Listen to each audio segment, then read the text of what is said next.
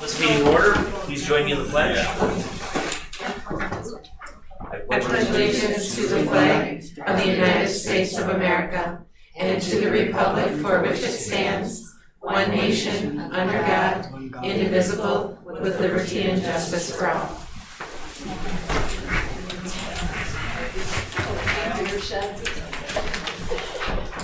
Mary Jo Raspinowski. Here. Mary Jo Radcliffe. Here. Tom Epps. Here. Jeanette Simonson. Here. Nick Halstead. Here. Iftikhar Memon. Here. Brad Dobbs. Here. And has this meeting been properly noticed? Yes, it has. All right, thank you. I will move items 8.2 and 8.4 to the next item on the agenda. That is the bus bids and the building maintenance projects for the next fiscal year, because we have guests here tonight. I'll second that. Any further discussion? All those in favor? Aye. Opposed? All right, 8.2, I believe that is Christie.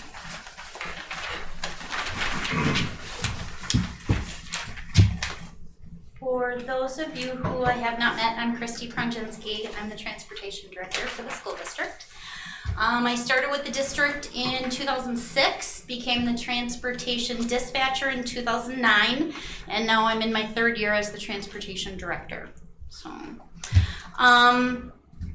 we have 20 conventional buses that the district owns, the 72 passenger big conventional buses. We have 4 of the small buses, the special ed buses.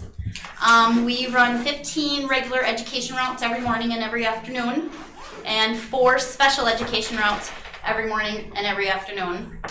We have 5 routes in the middle of the day that we run from approximately 10 to noon with all of our 4K students in the middle of the day. And then we have 2 middle of the day special education routes for a total of 26 different routes that we run each day. The number of students that we transport to and from school each year kind of varies depending on the year. Over the last 5 years, COVID was our lowest year, where we transported 783 students to and from school. And it's been as high as 1,222 students that we transport to and from school every day. That does not include our school field trips, and it does not include any of our sporting events that we transport students to and from every year. So as you all know, I am here to talk about the bus bids that we received this year. We sent out a request for bids and I think this was in the was this in the packet? Yes. Okay. So we sent out to all 3 of our suppliers that we could potentially get buses for. All 3 of them did send bids back by the requested deadline. Mid-State's bid was for $123,900. Wisconsin bus sales on the 72 passenger bus was $125,495. And Nelson Bus Service, they have a 74 passenger bus, and their bid came in at $133,984. So based on those numbers, I am requesting that the school district of Black River Falls purchase one of the 2025 year 72 passenger school bus from Mid-State Truck Service at their bid price of $123,900. plus the $169.50 for title and registration, for a total cost of $124,069.50. The funds for this purchase have been included in the 24-25 Transportation Department budget, and the purchase and delivery of this unit would occur on or after July 1st. If year-end funds are available at the end of this school year, we would like to purchase an additional bus or buses at that time in an effort to catch up on our replacement cycle. With the number of buses that we have, trying to maintain a schedule where we do not have a bus that's more than 10 years old and not much over 120,000 miles, we need to purchase 2 buses every year, and the funds have just not been available for us to do that every year. So we're requesting 1 bus for the new budget, and if there's money left over out of this year's budget, we would look at trying to catch up that way. Christy and Jill, do you remember how many years it's been since we have been able to purchase one with end of year funds? Because it's been a couple of years. Yeah, it's been a while. I don't think it's happened since I've been on board. It's been a long time. So 3 3 years. We did We purchase did one last year. this last But year. before that, it had In been the 4 to budget. 5 years. Yes. And we had it in the regular budget plan for Correct. 2. Yes, we used to budget 2 per year. And with budget cuts several years ago, we've gone down to 1. And the cost of the buses keep increasing. I noticed that, I think. So, and I actually looked back, because that was a question last year that I didn't know the answer to. So this year we're at 110.6, this year we're at 123.9. Last year, that same bus cost 110,000. The year before that, it was 96.4. The year before that, it was $88,410. So that was in 2021, we were at 88,000, and now we're up to 124. Is there great updates or upgrades in these buses that? Unfortunately, not. It's No. kind of the same Everywhere. specs, right? Yeah, The same it's specs same that we put out. specs. Yep. Maybe they'll start going down though, because they say car prices are supposed to start going down. That would be wonderful. And don't you always buy from Midstate? We Yeah. do.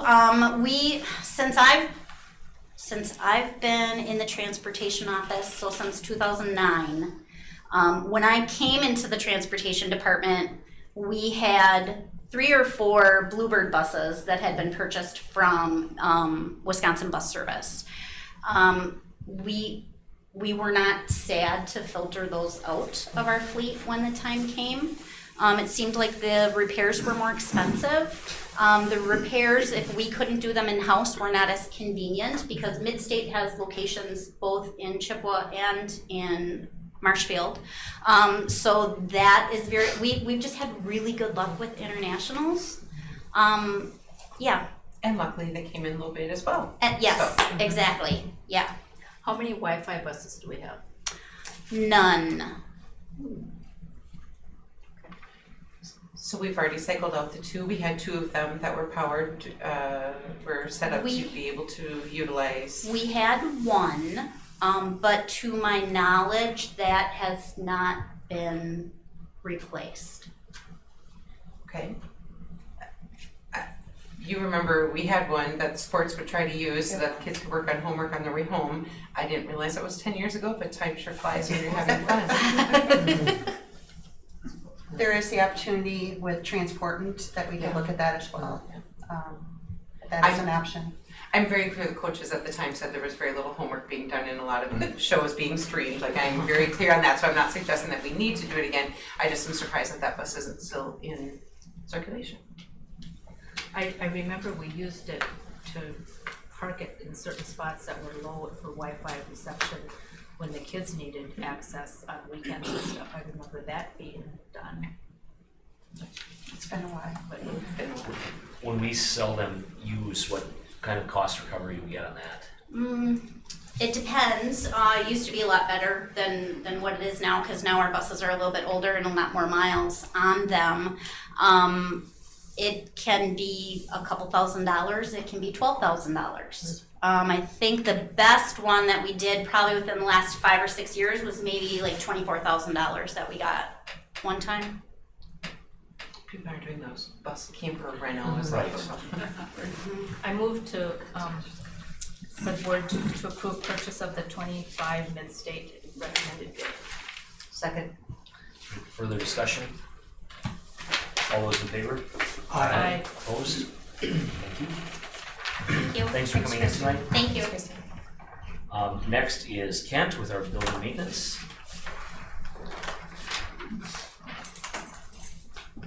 Kent Wyman, I think I've met all of you. I usually have quite the list for you guys, but as you guys know from the previous meeting, the majority of the budget is going towards the pool project this year. I think we said we were borrowing around $990 and making up the rest of it out of the budget, which leaves us with just a handful of projects. We were planning on doing the front of the building here, the district office last year with the tuck point, but there were some other items that came up, forestry, that kind of drew out some funds, so that got pushed off, and we have to do something. So we're hoping to do that this year. We're budgeting approximately 25,000 in flooring, and that would be try to keep up on a couple classrooms at Red Creek, and then 2 or 3 other classrooms throughout the district. Whatever's got the worst condition, we kind of pick the worst at that point. And the other items are just kind of what we do every year with the interior doors and hardware. It does run about $500 per doorknob that we replace, just because it's cut to, it's a schlag lock and it's cored to our specifics, and yeah, it runs about $500 a knob, so you can imagine 10 of them is our budget, and then $3,000 for painting and $3,000 for ceiling tiles, and that kind of completes everything, and those are just kind of keeping in-house projects, so. Okay. I usually have much more to say, but it's kind of a limited list this year. The flooring you're putting in, is that all gonna be that new product? I forget what we call it. No, it's classrooms, so elementary, they still really like their carpet, even though we kind of push off from it. But in the classrooms too, I can probably do 2 or 3 classrooms of carpet for the cost of one of that LVT or whatever we switch to, Nora flooring, any of the newer stuff, when it's double or triple the cost. So, and the teachers still like that in their classroom. They like the carpet to sit down on, especially in the elementary. So, as we were talking about earlier, none of this has went up to bid either. So we're hoping that we come in at least under budget some, and we can push some more money back into in-house projects. But none of the bids have come in. So I just want to clarify, you said because of forestry, and I'm just wanting to clarify what expense was up at forestry, because I'm afraid people are going to think the vandalism, but it was. No, so that sidewalk replacement in front ran over what, we budgeted for it, probably about 20,000 over, and then instead of replacing a 3-foot stripe of blacktop, we had to do that whole swath, which was 12 or 18 feet wide, and the whole length of it, which was an extra $50,000, I think. It was in rough repair and really needed it, but that's that really bummer spot that it feels like it's kind of city, but it's really school, It's really our and property. curb and gutter is just really, really expensive is what it boils down to. And once we pitched that, we had to do the sidewalk. We had to kind of pick a point and pitch it, and once we did that, the water wasn't going to make its way to the curb, so we had to replace all of our stalls, and that really put us over budget last year. Unforeseen circumstances. What's that? It looks good. It looks great. Yeah, you can Looks skateboard safe. on it. A lot of Pretty safe. safety. Looks a lot safe. So is there, how far of the street does the property run into that is? It's all the parking spots, so All of that is? it's about 18 feet, I think. That's our school Okay. property, and that's how we ended up eating that cost of the blacktop. That sucks. Yeah, that was a rough hit. They call it a boulevard. It's our boulevard. Your boulevard. I feel like It's we should not have a city picnic street. on our boulevard or something, because it was awful pricey, so. You had just said forestry, and I just wanted everyone to have that. Yeah, I'm Nope, sorry. that's good. Yep. That's good. I wondered about that. And looking at the pool maintenance projects, they're all ready, set to go. They are, yeah. We plan on closing the pool down for April and May, and it'll be back open hopefully within the first couple days of June, because on June 7th, I think we start. Let me think. School's out June 5th, so that following Monday, June 11th, swimming lessons start, or the training of the lifeguard starts. So yeah, we plan to be on track for that. And that, remember, the air handler is not this year. It would be the following year that the air handler goes in. And that was the piece they were most concerned about timing. Yep. Yeah, so that is not a certain. So they're still getting bids, so this cost is a portion of the air handler, it's not the full amount. We're borrowing for part of that amount. But, so they'll be getting bids and getting that process going, but they know the timeline and they're ready to go. So Good. we've met with them a few times. Do we have an idea of what the interest rate is on that loan, or would be roughly? It's gotten better. Originally, a state trust fund loan was over 6%. They're still estimating, they haven't gone out to do that bid process yet for the borrowing. You'll see the borrowing next month in February. Okay. They're hoping it's in the 4s, so better than we initially projected, so. Do you need a motion on this or no? For the maintenance projects we do. I have one more question. So the painting and sealing, you do that all in-house and the rest of that is all bid work? Yeah, and last year we did a lot of painting at the high school, and that was more like a $6,000 painting year, but that was all in-house. That's just the cost of paint and primer. And paint hasn't gotten cheaper either. No, it's not.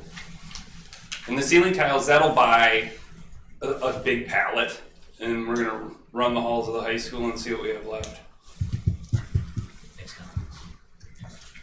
I make a motion to approve the, what are we doing? Building maintenance. Building capital maintenance projects as presented. I'll second that. Further discussion? All those in favor? Aye. Opposed? Motion carries. Thank you. Thank you guys. Thanks, Ken. All right. Next we have, we're moving into the 5 series. We have section sizes. So gifts and grants is almost always our first item, and it was not on there this time because we didn't have any, so it's not at the level that you must approve it, but I'm going to share it anyway. It can either be now during my district admin report. I don't know if you had the pleasure of driving by the corner store at any time when the Grinch was out, but last year they did the same thing that uses the Grinch outfit as a fundraiser throughout the community, goes to lots of different events. And they very generously donated $724.96 from the BRF Grinch to the Angel Funds. And they wrote a lovely letter about wanting to make sure that all students who earn the right to graduate get the opportunity to participate in their ceremony. So wanting to share that as a gift and grant. Now we can move on to section sizes. So annually, this is part of the open enrollment window that we must do. And Iftikhar, I wanted to point out, because you've asked about section sizes in the past, I wanted you to see this bottom part that says K3 ratios max 20:1. Grades 4-5, we max 24:1, and then 6-8 is 26:1. We don't spell out for high school because it varies significantly depending on what class it is, right? Like there might be a Spanish 4 where there's 4 students and they might take it at the same time as something else happening, and then there'll be like a English 9 that's a required class that could have 27 people in there, so they vary a great deal at the high school level. So those section sizes, I just wanted to make sure you saw that that is not necessarily a board policy, but it is something we brought before the board and said this is what we are guaranteeing we will hire around those numbers. It gets really concerning, and we're in that spot right now as we're trying to balance our budget for next year, and our number of first graders or kindergarten, I can't remember which one, but one of those grade levels is like right on the money for 20:1. And so do we assume they're all going to be here next fall? Do we assume some are going to leave? What normally happens is some will leave and some will come, and we hope that it balances out right about where we need it to be. But those are the grade level sizes for all courses. And so open enrollment, what we have to do is we need to determine how many spots we have available for open enroll in. We have taken this stance in the past, and it is what I'm recommending to you now, that we accept open enrollment across all grade levels, K-12, for general open enrollment. We have not found ourselves in a spot where one grade level had a bubble of open enrollment kids that would require us to hire another staff member. We have not found ourselves in that boat. We have to also approve special education seats. That is also part of open enrollment, but it is done separately. What happens when a student with a disability wants to use the open enrollment process, so let's just say there's a student who lives in Blair Taylor that wants to come to Black River Falls, they apply for open enrollment, they identify themselves as having an IEP. We have to request the IEP from Blair Taylor, and Mrs. Campy works with the teachers or principal at that grade level to determine if we have enough space to be able to provide services for that student without the need for any additional staffing and without diminishing any of the services that we provide for our special education students. You may have noticed that our percentage of students identified with disabilities continues to increase. Our rate is increasing faster than the state rate of students identified as students with disabilities. Our case management sizes, so like those class sizes that were there, but case managers at the middle school, they're the largest that I've seen for case management groups at the middle school. Our high school's well past what should be. Forest Street is the only one that maybe has a little bit of wiggle room. However, not many of our students come to Forest Street with already identified as having a disability. That happens while they are there because they're so young. So those case loads typically grow throughout the year. So we are stating that we have no room to take additional special education students. That does not mean that next fall a family moves in and it is a student with disability and the needs are this much. They need, in their IEP, it says that they need a speech and language consult once a quarter. We can do a speech and language consult once a quarter, right? So it does not mean that the gates are completely closed for special education students, but we look at that very individually and ensure that we have room without needing additional staff or taking services from other students. Any questions about that process or what it looks like? I just had a question, Shelley, because I looked for the policy. When you talk about board policy, where was that? Don't know where I said those words. I said we don't have a policy on those section sizes. I don't know if that's what you heard. We do not have board policy that dictates how large the section sizes are. We do not. Okay. It is that recommendation that has been shared with the board each year that we take as our approval. Is that something that we should be having? So here's my concern with that. So there used to be an awful lot of research about small class sizes and its impact on student outcomes. That's when SAGE was a huge program and lots of funding for SAGE. That program has morphed into the achievement gap reduction, the AGR, and now it is partially smaller class sizes. It's also instructional coaching, and you can also meet those expectations by providing one-on-one tutoring. I believe part of that is because the research that supported small class sizes doesn't hold as strong as it used to. So there are many ways that you can get to meeting the kids' needs. So here's where that would be a problem. If we had board policy that says every K-3 classroom by policy may not have more than 20 students, what if we have 6 sections and they all have 20 students in and one more student moves in? Are we gonna hire another teacher in October and then pull kids from 6 other sections to make sure they're all under 20? Do we have space for that classroom? Are those other kids who've already built a classroom community, do they wanna move to a different room? So we've had a lot of talk about this administratively. At what point are we guaranteeing 20? Like August 15th, when we are ready for school to start and we've got all the classrooms there? What if 4 more kids move in, right? So it just feels like I'm not familiar with board policy that dictates that. Right. This is just our recommendation, which gives us that little bit of wiggle room. I mean, policy could have exceptions. Do you think there's value added to a policy versus this? What's that? Do you think there is value added by having it in a policy as opposed to this? I don't know, it could be, there could be value, but you know, I'm not against this, I'm just wanting to know why, you know, I live for policy and on it, and where do we come up with it. I believe like policies can be changed and policies can have exceptions, but I'm not. It was just my question to ask, why would we? So this does need action by the board annually? I make a motion to approve the Act 114 open enrollment criteria as presented. I second. All right, we have a motion and a second. Further discussion? All right, seeing none, all those in favor? Aye. Opposed? All right, motion carries. Next is 5.2. Nicole, were you going to sign up for public comment?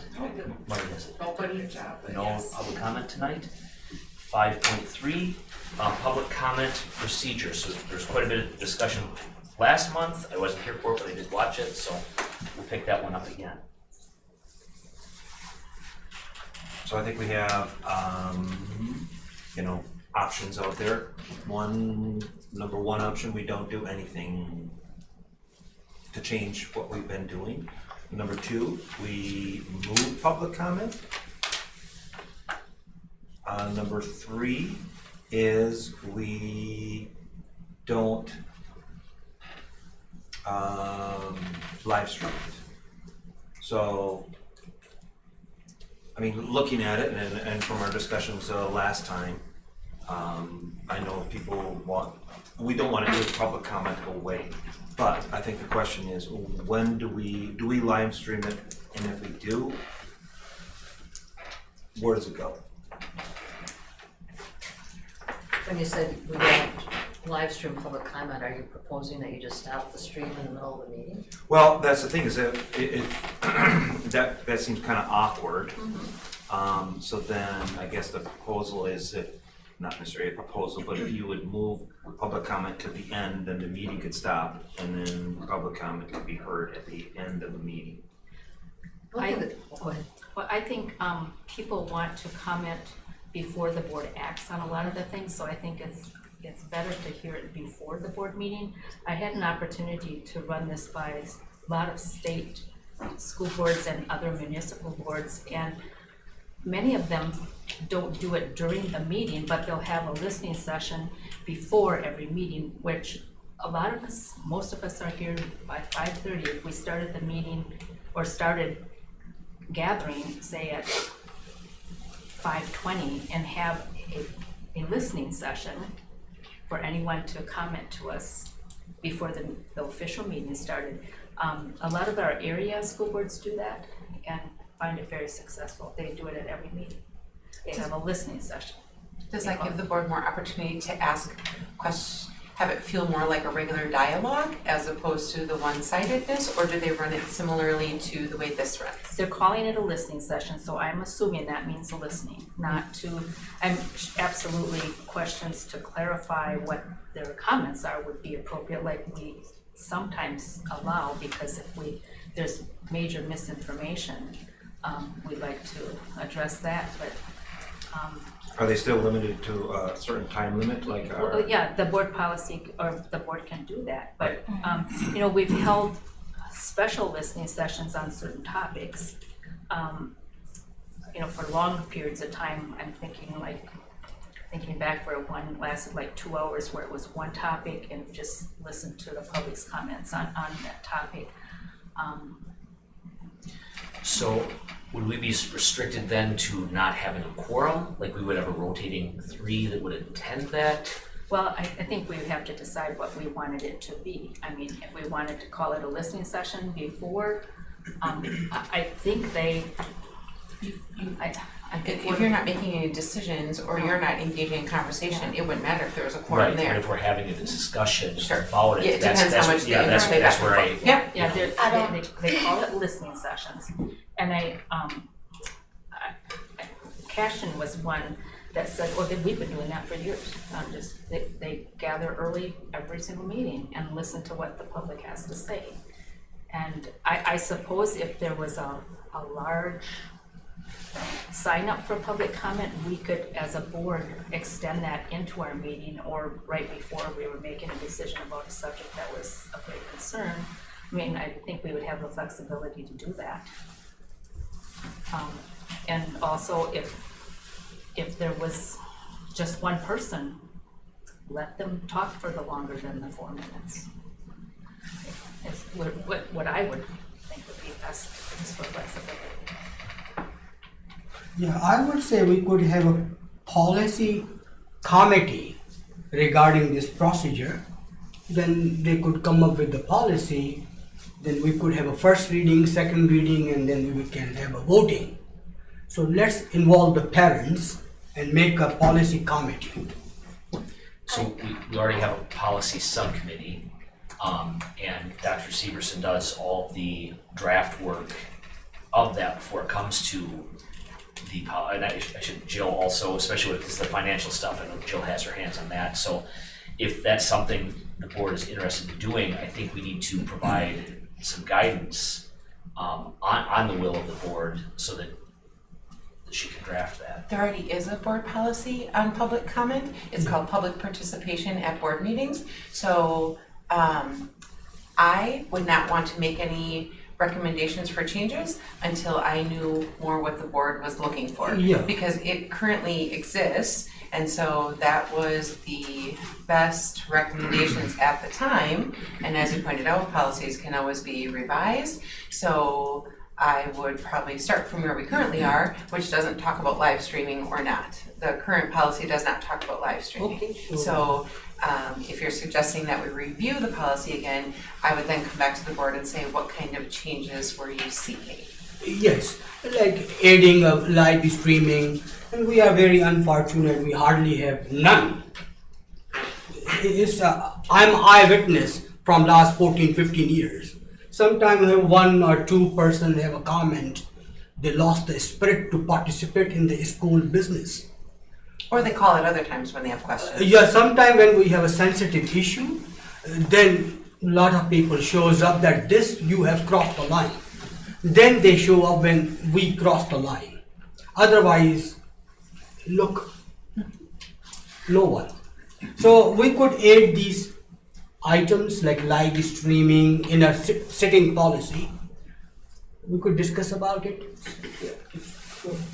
I just feel that we have come to this place because we as a board allowed at certain meetings comments to go on and on and on. And we didn't hold them to what our board policy says, 4 minutes. And therefore our meeting lasted longer. Sometimes we don't like what the community has to say, but they are the constituents. They are the people who are putting us on this board. Yes. And when I just feel that we are going to create a little more ruckus than what you want. If we are worried about board comment, I think we're opening a door for a lot of public comments that we're not gonna like to hear. And I think we need to reconsider this and continue it the way it is. We are not Cashton, we are not Blair Taylor, we are not Elma Center, we are not Melrose, we are not West Salem, Sparta, Toma, we are Black River Falls. And we don't always have to do what everybody else says or does. We have to be individual. We are a city that is not led or we are not directed by any other school district. This is us. And we're unique. And we just have to have a little bit more backbone to say your 4 minutes are up, thank you. Instead of allowing it to go on, where we create the environment of where we're at today. I would just like to say, I brought this topic up and it has nothing to do with us going over the time limit. Nothing at all. I introduced this topic. It has nothing to do with time. I'm not saying that is the case, Shelley, but that is what has happened in I our heard you. past meetings. I just wanted to be clear why I brought this to the table again, because I don't want anybody, I brought it here and I want to make sure I'm not misconstrued as anything less than. I feel like it is very essential that board members hear from the public. That is why you are elected by them. Anybody has the right to come and to speak at the board meetings. I agree 1,000,000%. I understand that some board members are very sad more people don't come. I would tell you, I get phone calls, almost every other administrator gets phone calls, many board members get phone calls. Some people choose to come, some people choose to reach out in different ways. My concern is that when things are said during public comment, we are giving them a mouthpiece to our entire community. We have had people that are giving public comment look right into the camera and make comments about all you people out there. If you came to speak to the board, they're right here. They're those people in here. And I feel like some of the comments get misconstrued and they get a whole new life out in the community when people talk about that public comment section. The purpose of public comment is not to stir the pot. The purpose of public comment is to make sure the 7 elected officials are crystal clear what you think about the work of the district and the work that they're doing. I feel like we have a huge liability out there when we give public comment or broadcast through our whole community. So I just want to say my piece, and I don't want to misconstrue it as any other reason why I made this recommendation. Well, I also believe that no matter whether you give them a mouthpiece or not, they're out there spreading it. Yep, they Their sure are. opinion. They sure are, and that's their right. That is, you're not going to get rid of that. Nor do I want to. Go talk to anyone you want to talk to. But in our business meeting, do we have to allow that to get out to the whole community? I say it's not something that we should be even talking about right now. You didn't have to attend some of the board meetings, Jeanette, that were out of control people saying horrible things, slanderous things about people, mentioning other names. That's the part I worry about. I hear what you're saying. I want public comment, but I don't want it at the end because people need to say what they have to say before the meeting because they want us to know how they're feeling. I don't want it at the end. I'm interested in that idea that Mary Jo had because we're all sitting here at 5:30. Pretty much we're eating whatever. I think everybody was here.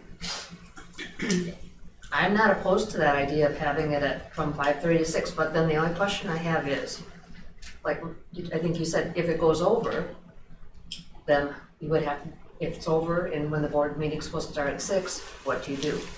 That's the only question Well, I have with that. I think we have that in place already where when the board meeting starts, we introduce certain subjects and we might have that we're going to continue public comment or allow public comment before we vote on this or something. So like interject it And again, in the meeting. Some of the public comment, I think we can say, if you're saying something new, we get that maybe there's 6 people that are supporting one thing, and then 6 people get up and say the exact same thing. We need to hear new information and the same thing, and I don't know.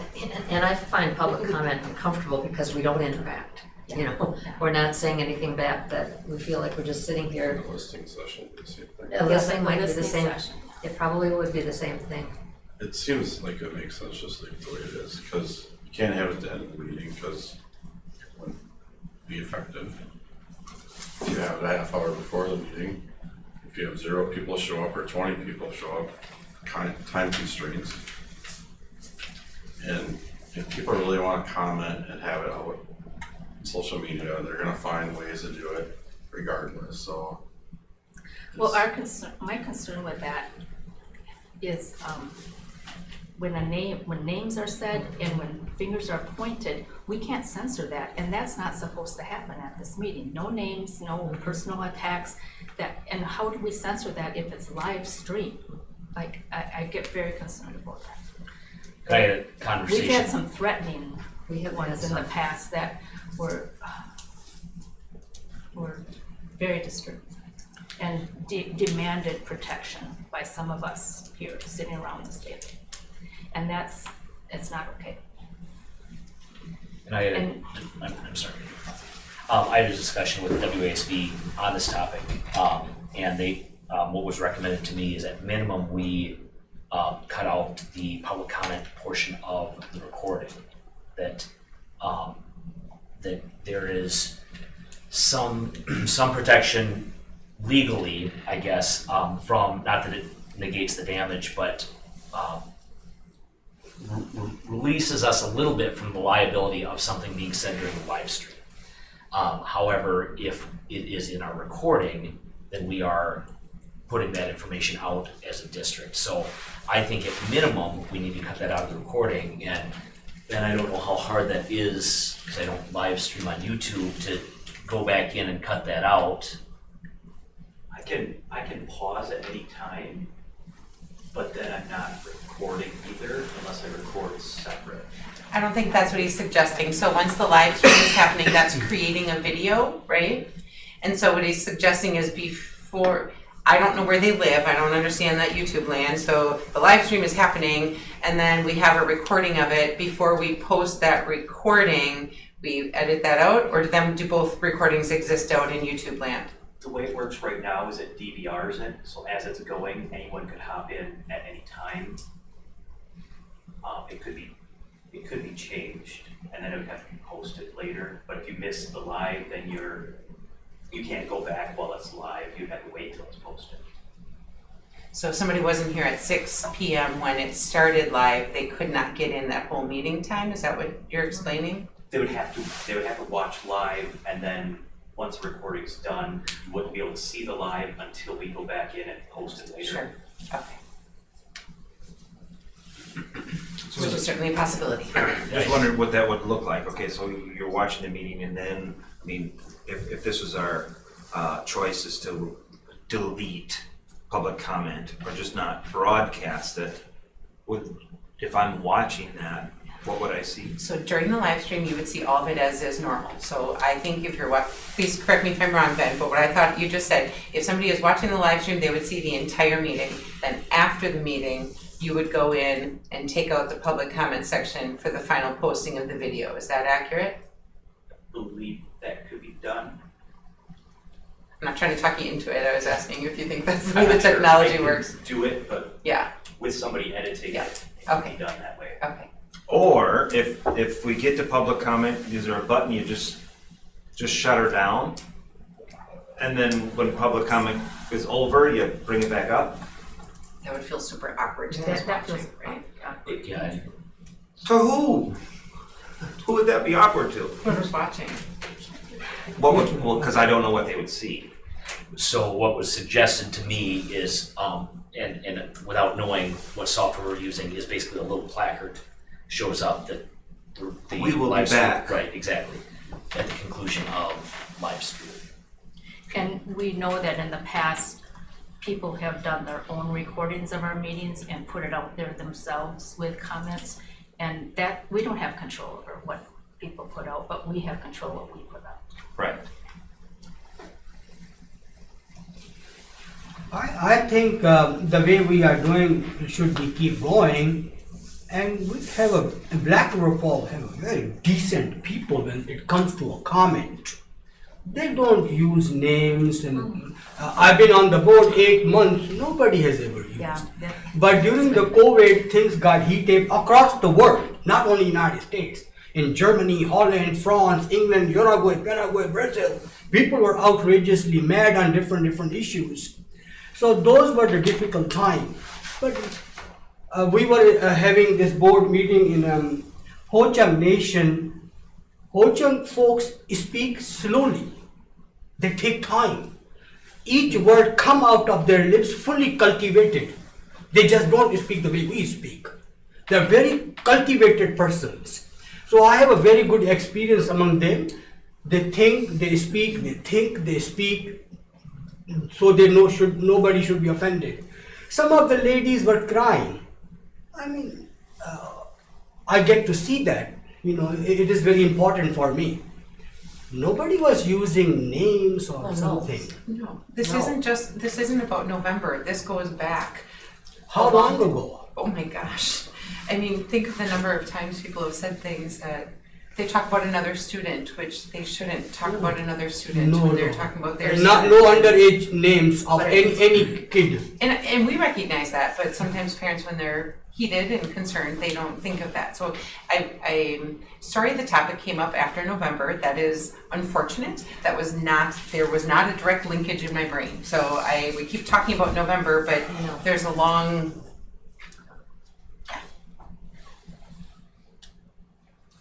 So we'll continue the way it is going. It's been 7-8 months I'm on the board. I have never witnessed. These are very decent people. Black River Fall is number one. Not Madison and Milwaukee and this and that. We left them behind 1,000 miles. We are good people.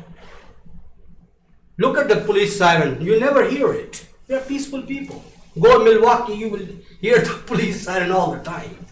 I'm glad you've had a good experience at but those of us that have been on longer have had some interesting experiences with it. You haven't experienced it yet? No. Then let's hope we don't. I hope we don't. I don't know, what do? Take a straw poll on what people feel right now? What's the, I feel like someone could make a motion, then it would either pass or not, right? Would be one way to move forward. Or we can just table it and Table it. Continue the discussion, and continue it on the way it is and continue. like I said, no action is fine, I just, Do we want to, cut out public comment? Now, this meeting obviously doesn't matter, but No one wants to. of the recording, I guess I'm saying, not the live stream. I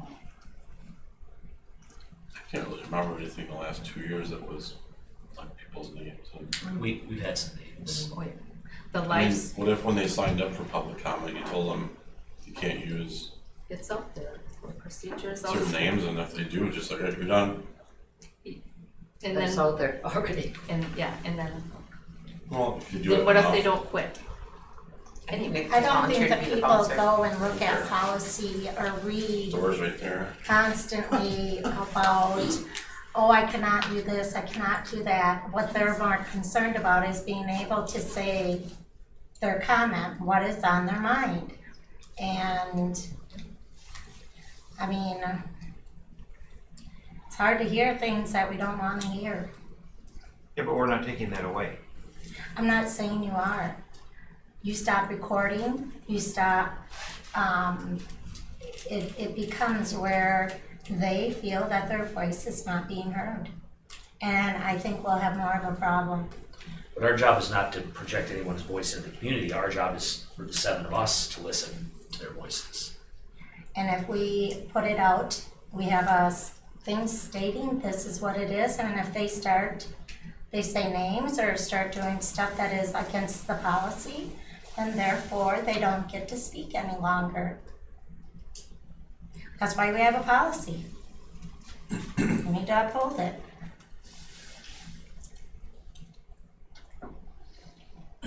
Well, I'll just see where this goes. I make a motion that we have a listening session starting at 5:30, going till 6 for public comment, for the people, for the board to be here. And then if it has to extend, then we'll interject it wherever the items are on the agenda. I'll make that motion, see if it goes anywhere. I'll second. All right, we have a motion and a second. So, I need to write that down as well. So you want to start listening session 5:30. at 5:30, thank you. So, if we have a quorum present, again, that would be 4 or more for most items, then we have to be very careful about substantive discussions of that topic. So we can self-police that, right? If there's 7 of us or 5 of us or whatever present at a listening session, we just have to be very careful we're not discussing agenda items or potential agenda items, but we can still listen. I see it as the same as public comment now, that's how I'm seeing it. Okay. Legally, couldn't we start the meeting at 5:30 with public comment and then start the business portion at 6? And then those who wish to comment can comment at 5:30. I mean, and we're gathering, talking, meeting. I mean, if no one comes for public comment, that's not gonna put any of us out. But if people come, then we can be here. I mean, I don't see any problem with that, starting the official meeting at 5:30, just changing that and then Live stream at or 6. the listening session at 5:30 and the official business meeting at 6. With the live stream to start at 6, then Yeah, you're thinking? the live stream business meeting starting at 6. Okay, are you, Then we would, so I would like to amend that to start our official meeting at 5:30 with a listening session for a half an hour allowance. And then the official meeting, the official business meeting at 6. So 2 parts of the official meeting. The first, to listen comments, Yes. and that will be also official. Yes. And then another official will start at 6. Business meeting. The Business meeting. So the 5:30, do we have to promise the flag or without promise the flag? It would be. The pledge which you call. Our official meeting would be starting at that time, so I would go down to past verification of notice and go right into our listening session. With a promise to the flag first, that we Yes, are we under, would continue that, yes. yes, and then again 6, again we will have a promise with the flag. No. Twice, No, just one time. one promise. One pledge. Pledge. Pledge means promise, right? Yeah. Perfect. That's what they Yeah. taught me. Perfect. I don't know if that's any issue because of how we state our meeting has been 6 o'clock the third Monday forever since my 16 years on the board. I don't know. Or do you start the pledge at 6 with the business meeting and have public comment just before? Well, And we then have all of to a sudden when have we a call start- to order. Call- Yeah, I think we have to get through, and we can move the pledge, right, but I think we have to, so to make it a legal meeting, we need to call to order. I think we need roll call and we need to verify. So it's items 1, 3, and 4, and then we could go into public comment. And then end public comment, start with the pledge, and then go into the 5 series beyond that. Well, let's just get on with a vote because there isn't anything we're gonna make and change right now. Well, and we should do this correctly. So we have an amendment, I'm sorry, Mary Jo. Actually, it wasn't, it's just a different wording to Different wording, I was the change same. the official meeting will start with a listening session at 5:30 instead of, this meeting still starting at 6. Okay, so we have an amendment needing a second for the board right now. I'll do a second on the amendment. Can I do that if I make a Yes. motion? Yep, Okay. because this is separate. So, yeah, so I think now we're into discussion on that. I think we need to clarify, so for starters, does 5:30 work? Can everyone make 5:30? We're effectively looking at moving our meetings up 30 minutes, which I don't personally have an issue with, but I still work. Sometimes I have meetings after work, so no to 5:30 then? no to 5:30. Okay. So I think we need to craft this before we have another amendment, but it sounds like we need to just start at 6. And do we like the idea of call to order, roll call, verification, public comment, pledge? Or just leave the pledge where it is and just start with public comment, and then we don't start the live stream until we get into community engagement? So we pull public comment out, make it its own. I don't know, mine was starting at 5:30, so I don't have that in my motion. Well, if it's going to be a problem for starting the official meeting at 5:30, then we certainly don't have to do that. I just thought it was a little bit Everybody's cleaner always that been way. here. Yeah, and certainly we want the opportunity for everyone to participate. And we didn't check with the school staff either. That was certainly a big deal. I still think we should just try the 5:30 listening time and see how it goes.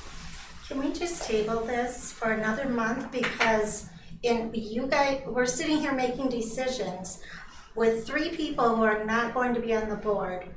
And I feel that this is important. And why do we need a decision right now? We So don't. you're moving to table then, I Yeah, am yeah. asking to table it. okay? And that also needs a second, I second. okay? So discussion on tabling the motion before the board. We certainly don't need a decision at this point. It's just something we've talked about for a while. All right. So any further discussion on tabling? So just for clarification, a vote of aye means we will table this and we'll pick this up at a later meeting. So all those in favor of tabling this discussion until later, please say aye. Aye. All right. So Opposed? I'll be in favor. Aye. I'm sorry. I So opposed. in favor, so we have I'll be one, in favor, yes, of Okay. tabling it for further discussion. I opposed 6-1. 6-1. All right. Thanks for the discussion, everyone. We will continue on to 5.4, TCO update. There's a meeting this Wednesday at Red Creek at 6 o'clock. TCO has not met since the last board meeting. So the regular meeting is this Wednesday at 6 o'clock. There's a community collaborative conversation on the following Wednesday, 6 o'clock at Red Creek. I don't know the topic of that community collaborative conversation. And then also they are hosting a forum on February 12th for the new school board candidates, and that is at the Black River Falls High School LMC. Just one correction, the collaborative conversations is Monday, January 22nd is what Is I it? have on my calendar. Okay, I have the I don't know if 24th. others have something else, but that's what I had listed. 22nd could be. I don't have that in my, that was Monday, January. I'm just double checking on my 22. calendar. Okay. Yes, at 6 p.m. at Red Creek, yeah. Okay, 22nd. Thank you. What day? Monday? Monday, January 22nd. It's in the listing of dates that I had at the end of the packet.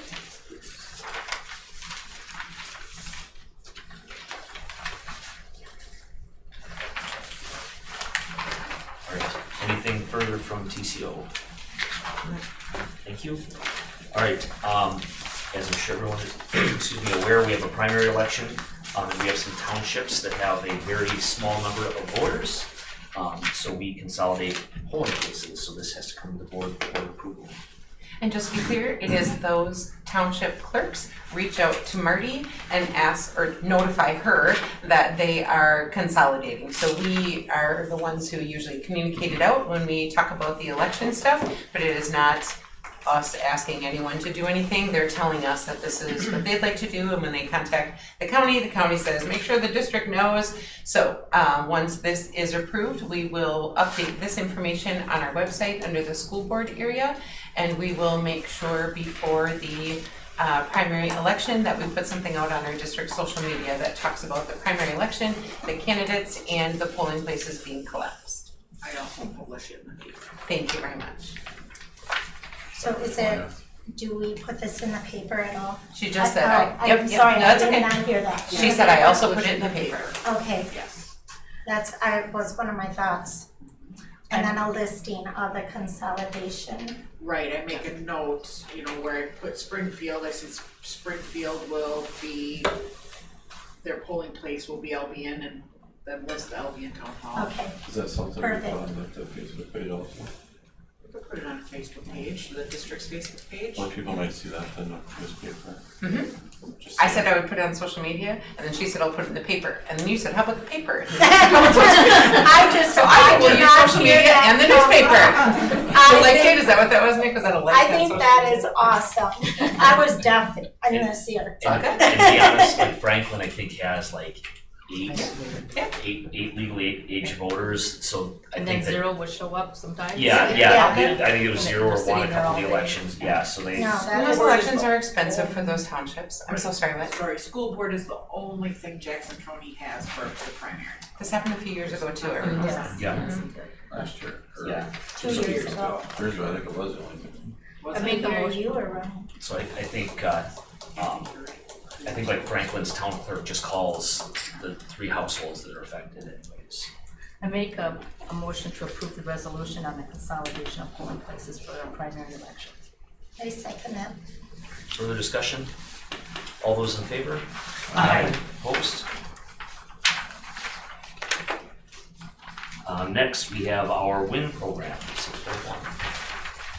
So before Kim gets started speaking, I did not share with the full board, and I apologize for that, because today is technically a day off of school. That means any employees who are not 12-month employees would not technically have to work today. So I told the rest of the administrators that when I looked at the board agenda, there wasn't a lot that we needed their input direly, and so they all took that day today as is with their contract. The 12-month employees, Kim, Nicole, Angie, are here with us though. We are here. Sorry for my tardiness, a little daycare issue. But I am here to talk a little bit about the WIN program. So we're always looking at how we can best serve our students. And right now, as you know, we have 2 programs over at Gebhardt. The WIN program, which is typically for 9th and 10th graders, and then the Phoenix program, which is for 11th and 12th graders. And so we're looking to change the WIN program, maybe even the name, and bring it back into the high school. We really want to be a little bit more proactive with how we are working with our 9th and 10th grade students. So thinking about identifying those students in 8th grade that we are concerned about not making their way traditionally through high school. We would form something kind of like a school within a school. You might have heard that other districts have been doing that and moving to that model, where they would move along. We would identify those students that we think are at risk. They would move along with each other throughout the day, going to English, math, science, social studies together, and kind of move throughout the day with support. So there would be a WIN teacher within the building. There would be WIN aides that would be there to help support and guide them. They would get a section of their day, would be kind of a skill building section where they would work on those executive functioning skills, those study skills that maybe they lack that can help them be successful in high school.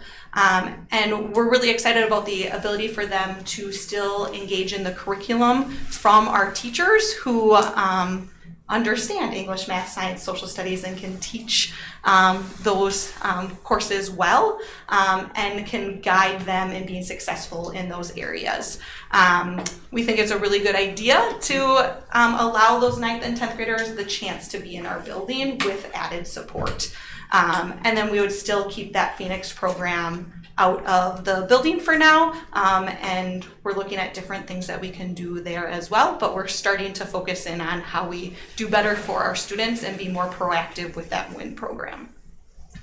Just for the board's information, there was only one middle school age student that was currently a part of WIN, and the middle school is actually taking that student back starting this week? Yes. Tomorrow. Tomorrow is that student's first day, and they are also doing a school within a school. One of our significant challenges with the WIN being across town is when a student is ready to, when they're experiencing success and we want them to venture into one of the other regular ed classes, we now have to figure out transportation driving across town. So let's say a student wanted to take a tech ed class and we wanted them to be able to take the tech ed class. We were shuttling kids all over town at all hours of the day, and we don't have the transportation staff to be able to do that. So having the school right within the school will allow us to pull back the freedoms when the student's behavior doesn't show us that they're ready to interact with all students, and very easily be able to increase the amount of independence when the student has exhibited that they're ready. So we're excited to give it a shot, and like I said, middle school's starting it up tomorrow, and the high school certainly needs a lot more planning than the middle school because there's one student versus the rest. Something that we've talked about is when you build an off-site program, very quickly that becomes some kids' academic plan, right? So they're in middle school and they're like, I'm not even going to high school, I'm headed right over to Gebhardt, right? And they never even experience what that high school might be like. So this will help them all experience it and hopefully find some success. That being said, you'd be hard pressed to find a high school our size without some type of alt-ed program. So it's not that I'm against alt-ed programs, that's not it at all, but too many kids are setting their sights on it way too soon before they've given the rest of the programming a shot. So I think it's great because I feel like, yes, they do have their issues, but to segregate kids at a young age, we are instilling in them that they're not as valuable as another child. And I think that it's great that we can do that and bring them back into the environment that is a normal environment, and it'll teach them how to behave and how to be respectful. So I think that's great. It's our goal, right? That they can be in there learning all those skills with support. I think they need that encouragement. They need to be able to hear that hey, you're valuable, that you're important. It's important that you're successful. We have to come. What is the population of the students in Gebhardt? So there's two different programs, right? Well, three technically because there's an elementary program. We have 10 students right now in the WIN program, so high school students aged 9th and 10th grade. And then we have about 25 students in Phoenix, 25 to 30. Some work virtually, some work in the building, and those are 11th, 12th graders, and mainly they're there to build back credit. They're credit deficient, so they aren't going to make it to the 26 at this point, so the program that they're working on allows them to earn credit back faster than sitting in classes at the high school. So these will be like 35 students. How many teachers are there? So only the WIN program will be moving back. So that group of 10, right? So 25 left. They will still be at the Phoenix program. There'll be one teacher and 2 aides. One teacher, 2 aides for 35 students. For 10 at this point, right? At this point, 10. So do you have any idea, the rough estimate, nothing concrete, what is the budget of this Gephardt? I can't speak to the budget of Gephardt. I don't know. Okay. I work at the high school. I know my budget like this. So sometimes this is too big of a document. Where exactly I could see the budget of Gephardt in these all 130? Are you asking about staffing? Because building budget wouldn't necessarily include the teachers' staffing salaries. Teachers, maintenance, heating, cooling, furniture, office supplies, the budget for that Gephardt. I was just wondering for 10 students, right? So, and as we say 10 students are over there, our goal is that we can provide more support for more students with them within the building. So a number we've thrown out, and we're at the early planning stages, is in 8th grade we identify 15 kids that are really struggling, right? And so that 9th grade cohort would have 15 kids, that 10th grade cohort would have 15 kids, that 11th grade, right?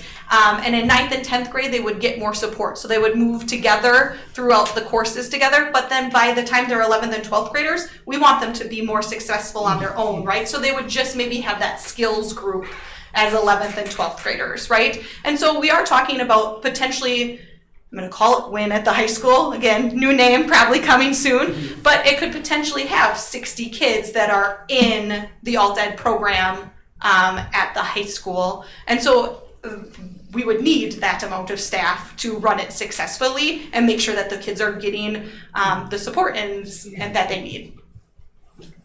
Thanks. So is your budget question related to WIN, or are you just wondering how much money is spent on all the students at Gephardt?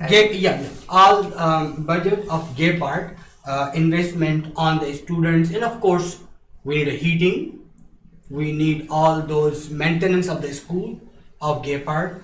So Phoenix program has a 25 students there, and they have one teacher and one aide. So that's good Phoenix enough. is one teacher tutor. 2 aides. Yeah. So 2 aides. So the Phoenix program is just one teacher tutor, right? One teacher, one Yep. tutor. So It's one tutor. one He's- tutor. I don't think he wants that information. I think he's looking for finances at Okay. Gephardt, is my understanding of what he's asking right now. You want to know how much money we spend at the Gephardt building? Yeah. That is something we'll have to take some time to pull together. Yeah, That's not something we have. nothing concrete. I was just wondering Well, because it's gonna have to be concrete, because we're gonna have to do because that. we are saving money by moving the student in a real high school. That's No. good. I'm not sure it's a money-saving action though, because we're still gonna need to heat that building. Where that building is where our school social worker, where our pupil services director, where our community health workers, they all work out of that building, plus Phoenix is there. And so I don't know that it's gonna be a money savings for the building. Oh, okay. Are you still? Because they have inside, when you were principal over there, Yeah. they have a huge auditorium where they play basketball. There's a gymnasium, yeah. Gymnasium to heat up that will cost a day like $200. I have no idea. It is a very big hall for 25 students.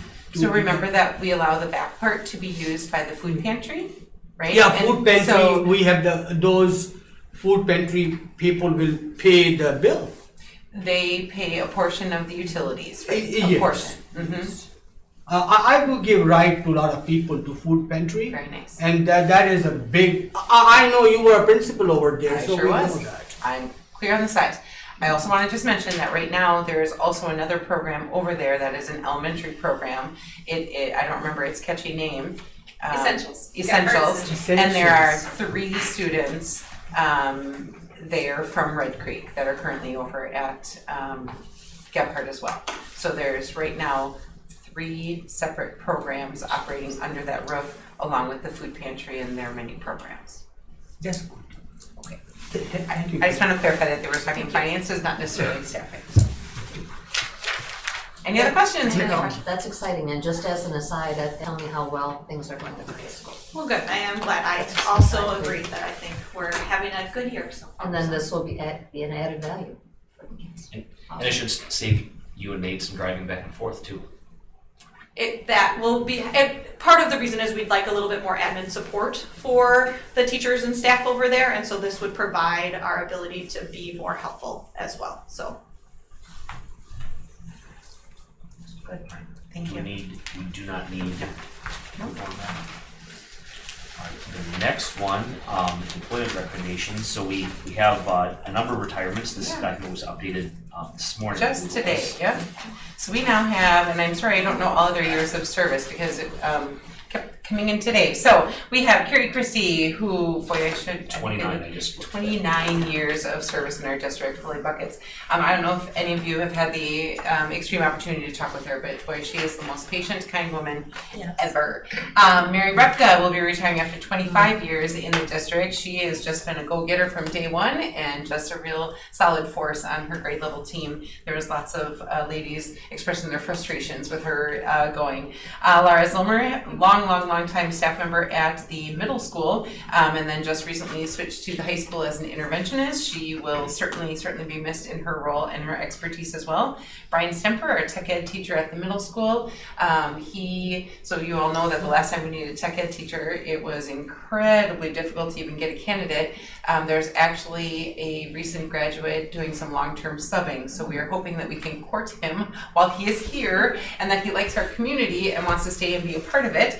But Mr. Semper has just really done so much. I think about the robotics club and the manufacturing club, the real life business experience that so many of our kids got through his work and his coaching. Certainly will leave a lasting mark. Carol Lass is that special education teacher of the elementary program over at Gebhardt, and she's been with our district for 2 years, and so she is retiring at the end of this year as well. So we wish them all, and retirement is the goal, right? So we are pretty excited about all of them reaching that. You know how many years Stumper is? I think it's gotta be about 30, isn't it? Brian, is that who you're Yeah. asking about? He started his career here. Yeah. So I think he's been here 31 years. 31. I was thinking Yes, because last year 35. would have been his 30th and he had a softball game, so this would be his 31st year. Yeah. And he just sent his letter today, so I didn't get that updated in there. 31 years. And in today's day and age, it's less often that you find someone who starts and ends their career in one community. That happens far less often. And I think most businesses would say that too. People just tend to move around a little bit more than they used to. So we're And very, Mary very Rebecca appreciative started for them. Pardon me? Mary Rebecca started here, she was my student teacher. I remember that. I remember that. Yep. All right, so Yeah, those would be some tough positions to fill and some big shoes to fill at the certainly. same time. So. And we do need a motion to approve those. I move to approve the employment recommendations on hiring. Second that. Further discussion? No All those discussion. You have something? No discussion. All those in favor? Aye. Opposed? All right. Next, we're up to 7.1, our student success reports. So I am sharing with you a lot of work that is happening right now in the district, and I wanted to give you an early glimpse into what's happening where we will need your approval later on, and then talk to you a little bit about steps that you would like to see as well. Okay, so the first 3 slides in this presentation was really here just to it's really good background from Marzano about the importance of having a guaranteed and viable curriculum. So you'll hear about our district work. We've been working on this TANI, the Technical Assistance Network, with the high school, and we have guiding coalitions at the elementary and middle schools.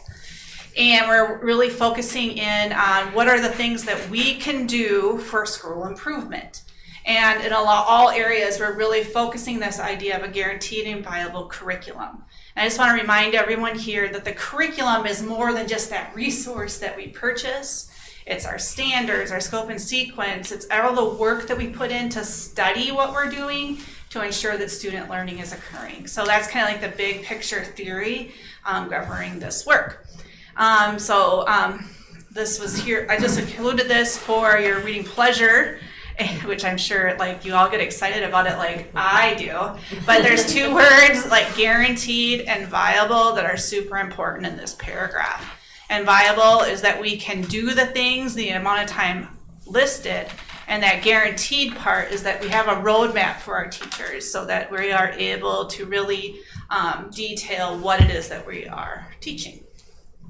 Then on the next slide, these bullets also really help us. They're from DeFore and Marzano, two really big researchers in education, and it just really kind of details the things that have been studied and researched that help with school improvement, specifically in this area of curriculum. And just that idea, like I've been talking to you a little bit about the importance of how we study what it is that we're doing. And that's really a huge focus of the work teachers in the district are doing this year, is really narrowing in on details. And that's another way we're trying to get at school improvement right now. And really, when you ask about the test scores and those types of questions, that's the work we're trying to do to impact our student achievement and student success. So on the next slide, these bullets are really helpful in thinking about curriculum because it really goes through all these pieces that are important in the curriculum: your scope and sequence, your assessment system, your standards, and then the learning activities. And then at the very end, it's only one bullet, are those high quality standards aligned instructional materials. So that's those instructional materials are that piece of the puzzle that I'd like to talk to you about today a little bit more. And so as we were, and then this slide, we can go to the next one. On this slide, this is just taking all of that kind of researchy work and paragraph form and narrative. And Dr. Severson put this together, and it really, just a snapshot, highlights the steps that we are working through with educational teams. And we really we're doing a deep dive right now at the high school, and we're putting hours in with teams. Ms. Penza has put together subs, and we're in here in the boardroom really doing work and really thinking about and studying what it is we're teaching so that we can really think about the pieces that we need to shift or change to help our students succeed. So for example, what that looks like, last week there was 2 days. The AM, the math team was all here. The PM, the English teachers were all here. The next day it was science in the morning, social studies in the afternoon, and they start from the ACT level rigor at the score of a 20 to 23. They say employable is a score of an 18 on the ACT. We say 20 to 23, let's see. And the teachers have to identify each skill that the kids have to demonstrate on the ACT, where that is identified in their curriculum, where they introduce it, where it is mastered. And these ladies did such a fantastic job facilitating those 2 days of learning. It was so much fun. The days absolutely flew by, and we got to spend all that time working directly with the teams of teachers. And it is hard, painful work, but good Lord, they were so appreciative. They just said, we're so thankful to have the time to do this and these conversations. It was really, really, really good stuff. And I just want to stress what that's like. So just the cognitive load it takes to do this work, like in the study, I was exhausted, like wiped out from because you're focused and you're so hyper focused on all this language, and there's so much reading, and our teachers are, they had to prepare their classrooms ahead of time so that, they're doing two jobs essentially, preparing for that and then doing the wrap up of that and then coming in and doing that work. So highly appreciative of all the teamwork it takes to get that done. And so while we're on this slide, just a kind of a side note, I felt really remiss, especially in our previous conversation, because of thinking about this is really the work of the board is policy. And so I was like, oh gosh, I should have included the policy about instructional materials in the slide, so I apologize. But for your reference, it's board policy 361.1.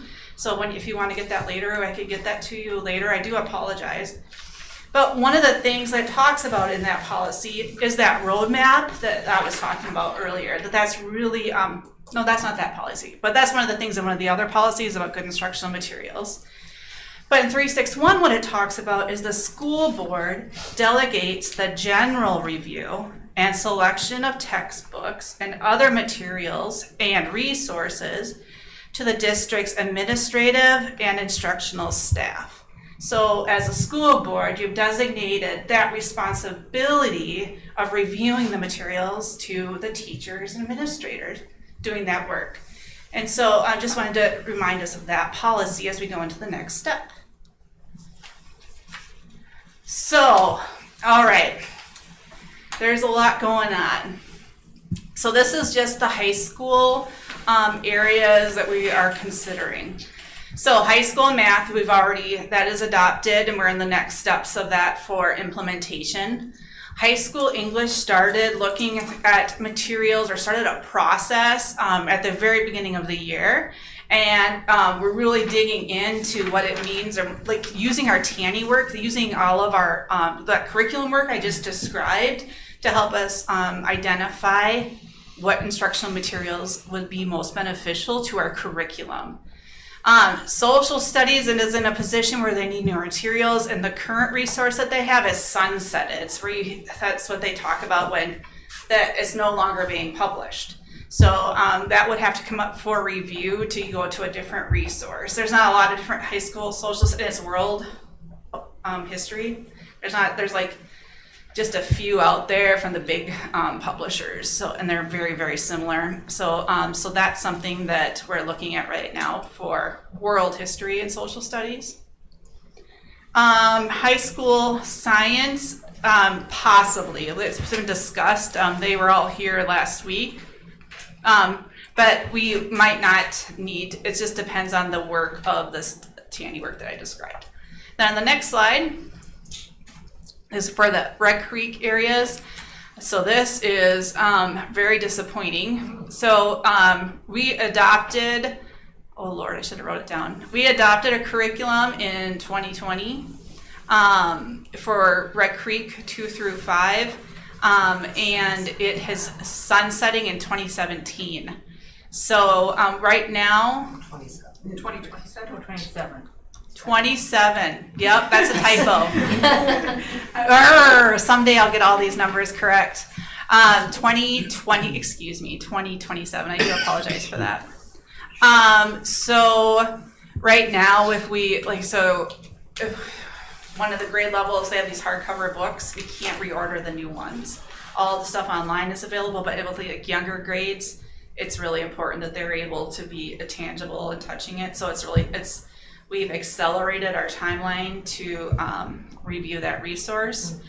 And then just for clarification, that resource was newly published in 2017. Is that maybe where that? Maybe that's where it was. We adopted it in 2020, but I think its copyright year is 2017. Right. And now they are no longer printing it, and nor are they selling us. You can still get the digital access, but you can't make any copies, and the elementary doesn't want everything digital. So. Nor is that what's best. Right. And then 5th grade science, the rep for the company that we purchased through contacted me. She doesn't know the date yet of when they're sunsetting, but it's coming soon. And then 2nd and 3rd grade social studies, their resource is out of date and we cannot order more. So the other thing that's happening right now is we do have funding that can help purchase each of these through some of our funding sources, some of those grants that we have. And so it's a good year to really be looking at that as far as costs are concerned. So this has been the process used to review the materials. We start with a day-to-day with teachers. We sit and really look at root cause, like we're really thinking about what's going on with students. So like at the high school, we use the report card data, we use iReady data, we use Dibbles data, whatever data we have before us, and like look at how students from various groups, we disaggregate the data and look at how different groups are performing. And then we even look deeper, like how are they performing in the writing portion, the vocabulary, like it's very extensive.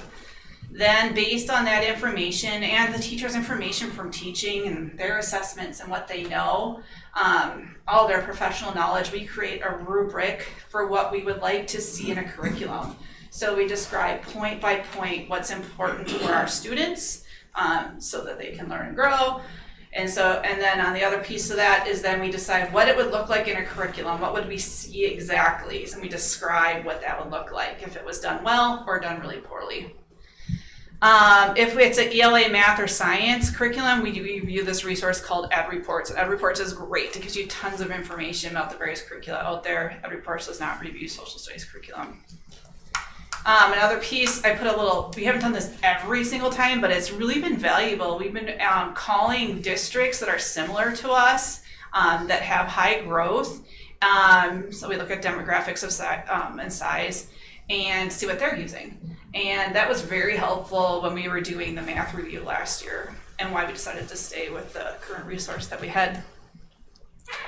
Then we go online and you can see, at this point, you can see most of the curriculum online with the email. You can see what the teacher's manuals look like, the students' manuals, all the scope and sequence work, all that, those pieces, all the assessments, anything that is available that way is online. And then we narrow it down to 1, possibly 2, and then we speak with the sales rep and get the physical materials in so that you can make sure that it looks physically the way we would like it to. The teachers we use consensus and we select a resource. And then concurrent to that, in the month before the board presentation of the teacher selection, I would provide all of you with a link to the curriculum for review, the curriculum link that we have used, and then provide 1 or 2 days for the physical materials to be reviewed. So, and we don't get the whole, we might not have all the pieces, but we would have some. And so what I was hoping for is any feedback to this process, anything you would like to see as the teachers are reviewing this work. Yes. We have one-time grant fund, one time. So we have come up with this because we have money sitting, otherwise it will be wasted. How much money total do you have? At this, as we sit right here, so. Grant, how much grant do you have?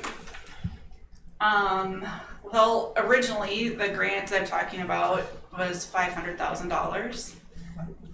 And, but we've used a portion of half of it, 3/4 of that at this point. Not even 5 million or 2 million or 1 million, just $500,000.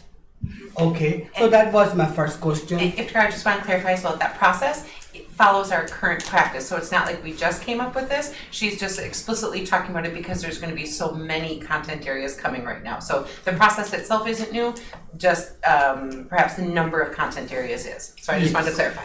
So I studied in depth back home, in my home, very neat and nice. I like it. $500,000. What is the total population do you have of the children of high school math, high school English, high school social studies, high school science? What's the total population where we invest $500,000? So we're not spending $500,000 on resources. That was the total amount of the grant, as Nicole said to you. We've spent other parts of it on other things. Nicole has a curriculum and instruction budget. I don't know that dollar amount. I'm certain somebody can look it up for us. I don't know it. But annually, we tackle a department or a piece on a regular basis. So the grant is just allowing us to do more content areas at one time as opposed to the slow process that we would normally use. Yes. Okay, so you're asking the population, the high school the has about population 500 of students? high school math, high school English, high school social study, high school science. So no middle school, no elementary. This very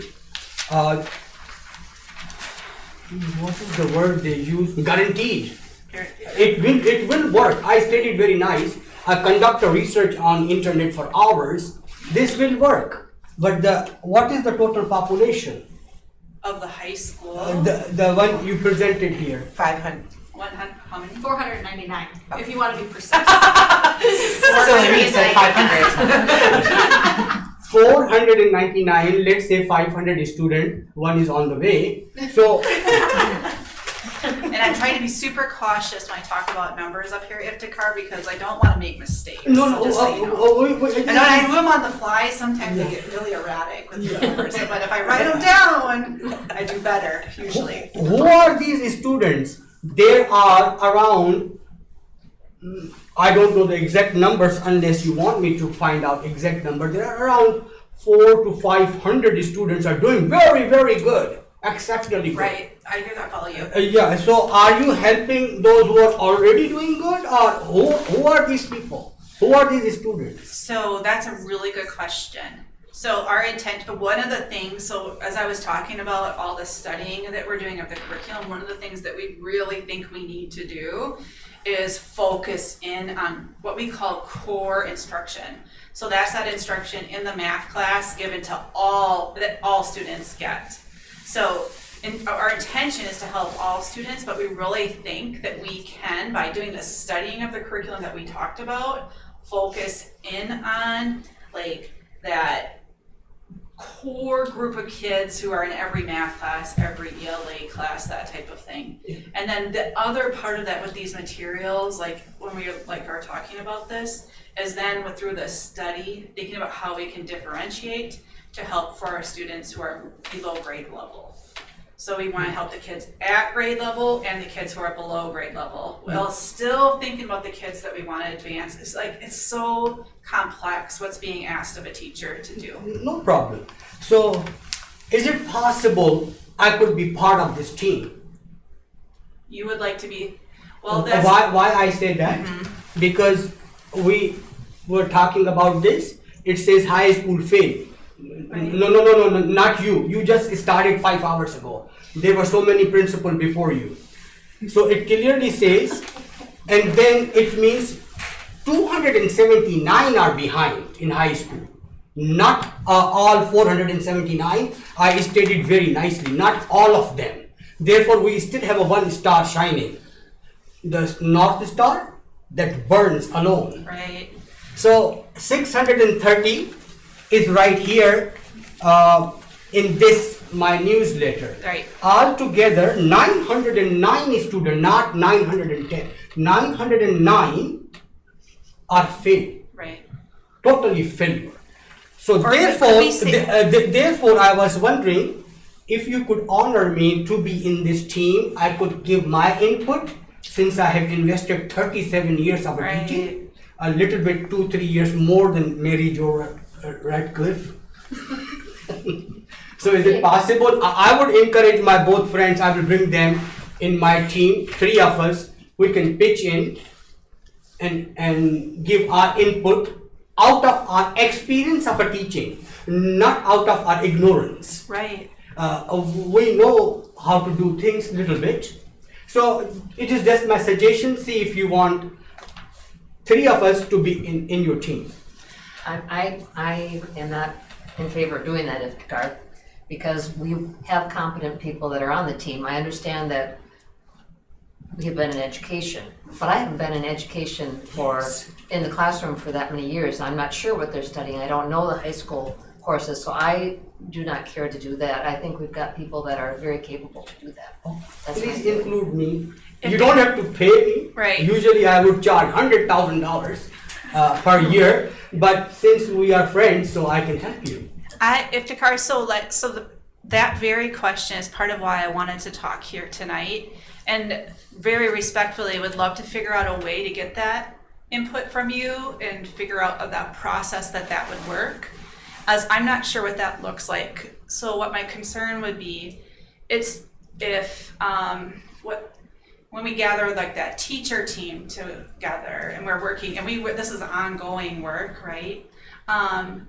So like if we invite Dr. Severson in sometimes because she's in a position of power, sometimes, not that this is not a personal thing, but sometimes when a person of power is in that room, there's a different conversation that happens. So teachers need time to, like, on their own, or even me, right? Or Ms. Penza, teachers on their own need that time to study. And then they need time where they are talking or they're ready to share with everybody else. So that's my concern about like you being in there with the teachers during those times. So I'm just, but your question is like very respectfully, like how could we elicit your opinion on these resources in a way that works for you and that would work for teachers? So that's what I'm trying to figure that out, because I don't know exactly what that looks like at this time. I understand the power, even though idea of power only exists in a psychologically sick mind. I am not sick. I appreciate that. How about I work with you? So the teacher will be not hesitant with the power, even though I'm not mentally sick. The idea of power only exists in a sick mind. Right, okay. So how about if I work with you and with your principals, those who are not in a teaching environment or teaching activities. So I can work with you, Ms. Penza, 4 or 5 principals. Could I ask? I would invest maybe a couple of hours with you in a discussions, and I will share with you how effective ways are, which you might appreciate, you might reject. If you might reject, game over, I'll move on. Can I ask if is it really the resources that you want to look at, or is it the curriculum work as they're doing it? I'm trying to pinpoint exactly what it is. And so then you just said that you would go have a conversation. That doesn't feel like it's about resources then? Conversation with my experience, how we could have a more output, more success of the students. Okay, and so then the special board meeting that's coming on the 23rd, that is one of the agenda items, was what we decided to name it last month was the education of students that are behind. And so is that the same as what you were just talking about, or is that something different? Yeah, that's it. My whole purpose, there are so many items in agenda, I don't bother about it. Education. The thing I took an oath upon, it says there, today I finally read it for you folks. No, we understand we understand that. Just one line. We've all read this. No, just one line. Remember always that my first and greatest concern must be the education welfare of the student attending in the public schools. Game over. It says there, game over. So that is my utmost goal. And I will stand by my oath like a rock star. I will not budge. So I was wondering if you folks could invite me in your group. No teachers because of the power you explained. You, couple of principals, hear me out at least. So, are we talking about the resources here? I'm still confused. No, not resources. Strategy. So the agenda item in front of us here right now is solely about resources. Yeah, this is the resources and the strategy is there. You see we're that? We're talking about the resource adoption procedure right now. Yeah, but there are many other points in the beginning. Those were strategies how we guaranteed the student success, and it is true. She's telling us the truth. I studied it. So I was wondering I could add more points. Very simple. So if we want to talk strategy, that's a different conversation. The conversation we're having right now is about the resources. I am the resource. Okay. Well, Mary Jo? Yeah, go ahead, Mary Jo. But I'm disturbed about your comment that you don't like the other parts of business that we do and you're only focused on education. Yes. By law, that is our job around the board to approve all the business stuff that we're doing. And I mean, we need to extend ourselves out to those. If that doesn't interest you, you need to be doing research on that as well. I misspoke. I didn't mean that. It is a figure of speech. It is not that I don't participate. I participate on everything. I study the whole board packet and you would see my notes on each and everything. It is a figure of speech, but not me, all of you folks. Don't make me stand up again. Don't stand up again, please. I will. Iftikhar, that is very disrespectful of the board's time. No, this is 909 Okay. students are behind, Yes. and you are saying it is disrespectful? I'm saying it's disrespectful of the board's time because you're not telling us what your strategy is to improve instruction. Unless I sit down and not over here, I even would like to talk about it, but Tom Epps did not put me in agenda. I told him, I requested him to put me in a future agenda. I will talk about. We are having a special meeting on it, about your agenda item on the 23rd. It's not on this meeting, but it's a whole Another one. special meeting is on that day.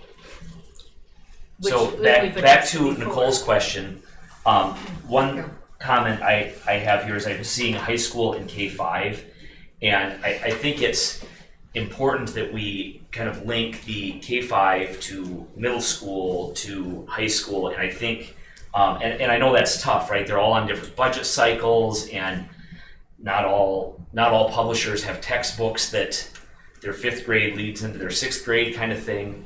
But I think if we can come up with some continuity amongst our resources, but I don't know, I wish I could tell you, Nicole, how to do that, but I think there is some value to some of that. The challenge is, so let's just say elementary chooses a math textbook, and that publisher might publish all the way through, but then middle school and high school don't have any voice in Right. what math resources they use because 2nd grade really like that Right. math resource, right? And so what we've done is we've taken the philosophy, like, and math is a perfect example of that pendulum, right? Of it's all constructivism where they are exploring and learning about, you know, I didn't mean learning like that, but they are exploring, they're putting things together.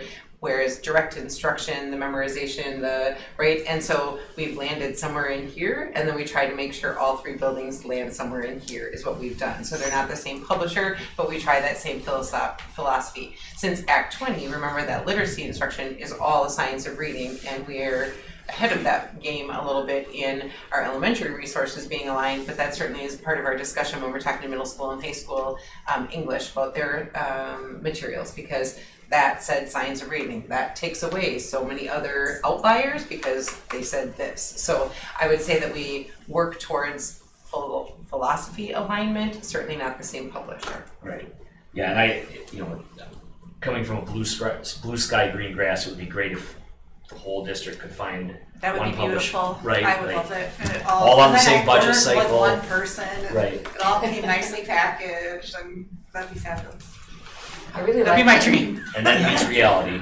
I really like that you reached out to other school districts that are like us and have experienced success. I think that's really important. That could give a lot of insight to us. So I appreciate you doing that. Yeah, thank you. And what was helpful is what they talked about wasn't the resource itself, but all the work around it was the difference maker. Okay. So all the other stuff in the front that I was talking about is that study is the most important piece for them.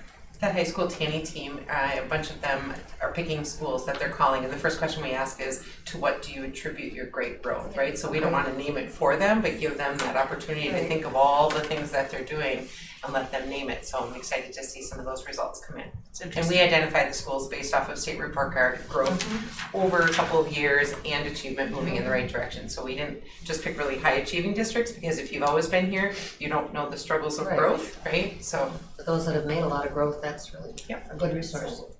What does an average book cost today? Depends on content and grade I know what level, right? medical is like, but I'm just asking what. So like if it's a consumable, it can be like $14 to $24, like the one you buy every year. The more hardcover, like thick, and this is very rangy, and then me and numbers are funky, but 60 or 110 for like the thicker, the textbook, and also it gets more expensive as you move into high school. the good news is when you get to high school, you're buying like classroom sets or, you know, I think we said like World, they teach 3 sections at a time, so only 3 sets of them. When we look at one, like an elementary literacy adoption, that's a couple hundred, right, 175? Oh, at least, Yeah, that's really expensive. By the time you get every classroom, every teacher resource, special education teacher resources, like those adoptions get really, really, really big. How many years do you usually get out of a book? Of a book, you'd like 7. 7. is what you shoot for. Sometimes you get 6 months, right? Middle school has a lot of digital resources along with theirs, so Yep. then with each textbook, you also are paying an annual fee for that digital online piece, which, right, you make the one-time expenditure and you have the ongoing costs. So you have to do the digital, Um, or is that just, and we've chosen to do the digital Really need part? to. Sure, so for math, the example would be, math is where they get that independent practice at their next level of challenge, so that digital side is not all kids doing the same, it is, this is where I'm at, and so this is the lessons I'm gonna get, so it helps with that differentiation a great deal, so it's a really foundational piece of that. Some of the science, digital are more extension activities, and so fewer like, there's, we don't buy all of them, but the ones that are critical and help with that differentiation, we most definitely support. Thank you. Thank you. And one other thing, I did appreciate the link ahead of time for the math. I appreciate having the time to read that. So if these are coming forth, if we can know about those, Okay. once you guys have made the decision, that's. That would really be nice. Awesome. But maybe like More time. more time, Yep. you know? I was thinking a month would be a better, if I could get that. I could do a month. It's gonna come down to the wire with ELA, but I think high school, but we'll do it a shot. Thank you. And you should hear her, she's like prodding them, like, come on, like, yeah. All right, 504 is Angie. Hello. I have my pupil services hat on tonight, and I'm going to talk to you a little bit about Section 504. Section 504 is, Jill, you can move to the next one. Section 504 is a statute that was established in 1973 through the Rehabilitation Act, and it's enforced by the Office of Civil Rights. It's an anti-discrimination law for any school, anybody who's collecting federal financial assistance from the Department of Ed. And so as a public school, we fall under the requirements of Section 504, and I'm gonna talk to you a little bit about what that means and the work that I've done this year for our district was 504. So if we move forward.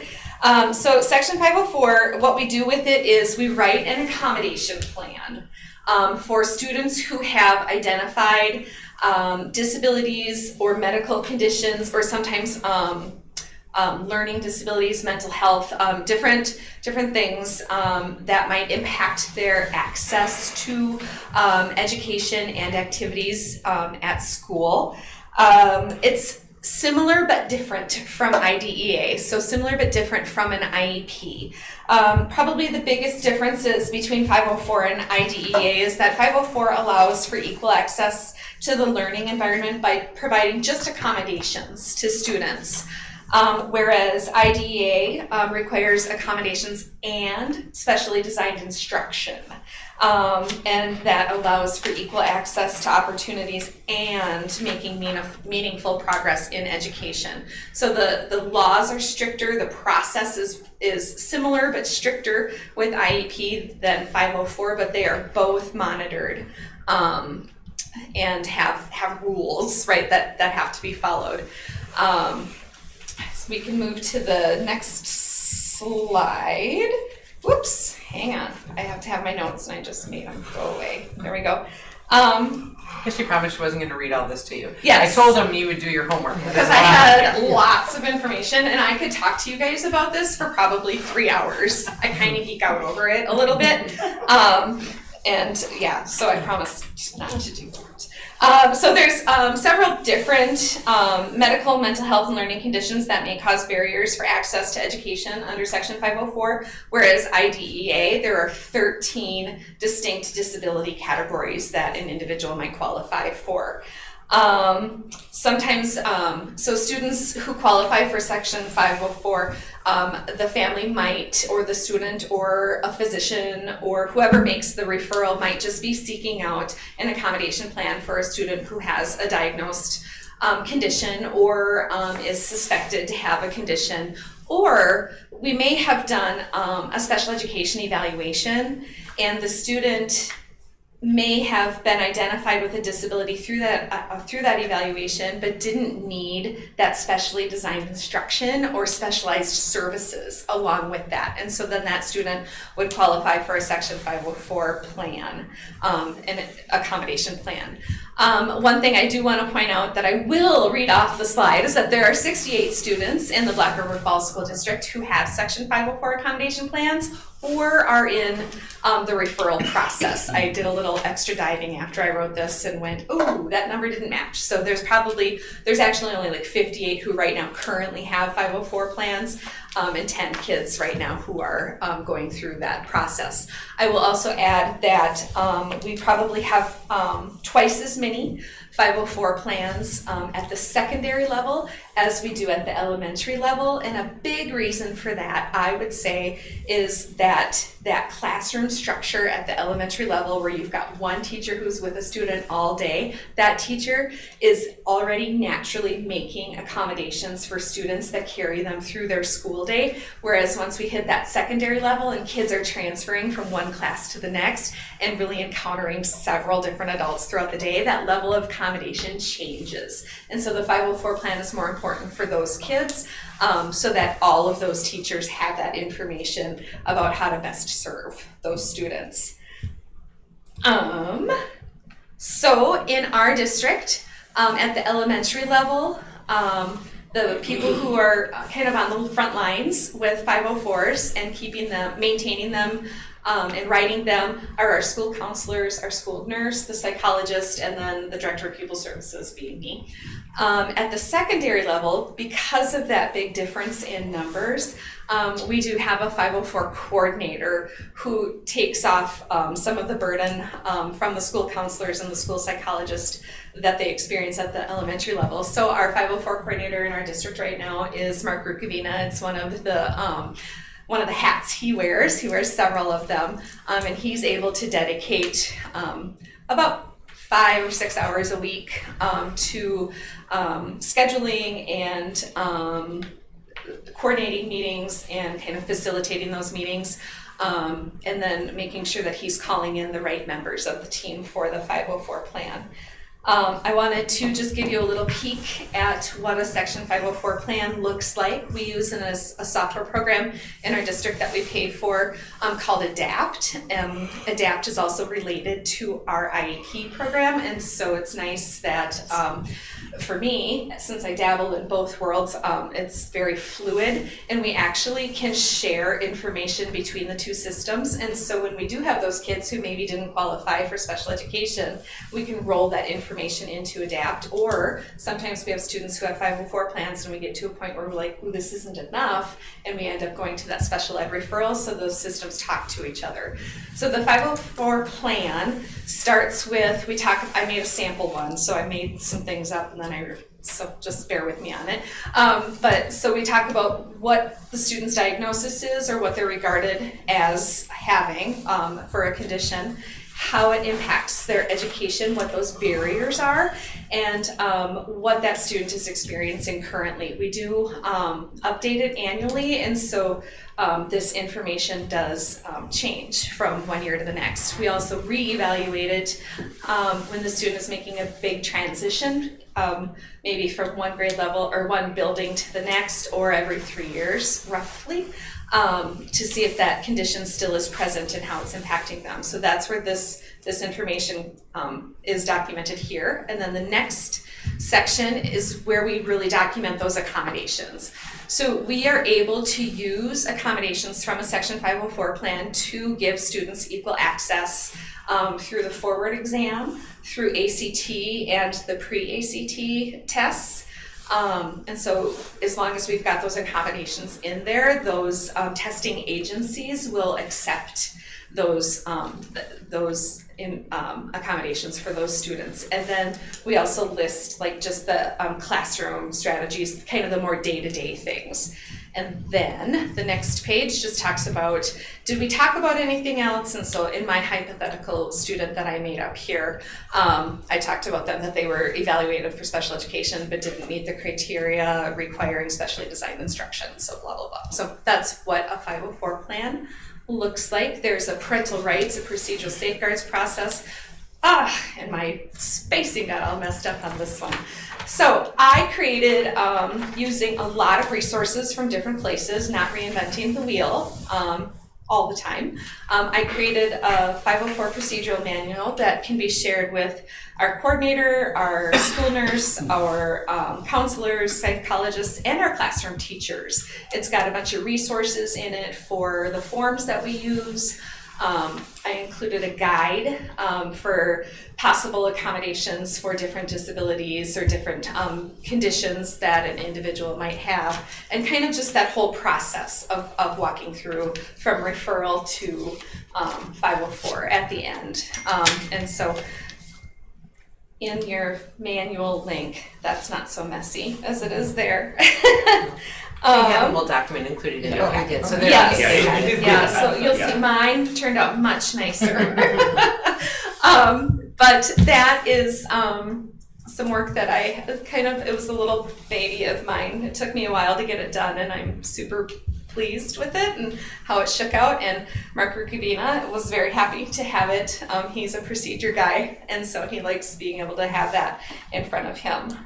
So that's what I wanted to share with you guys tonight. Do you have any questions?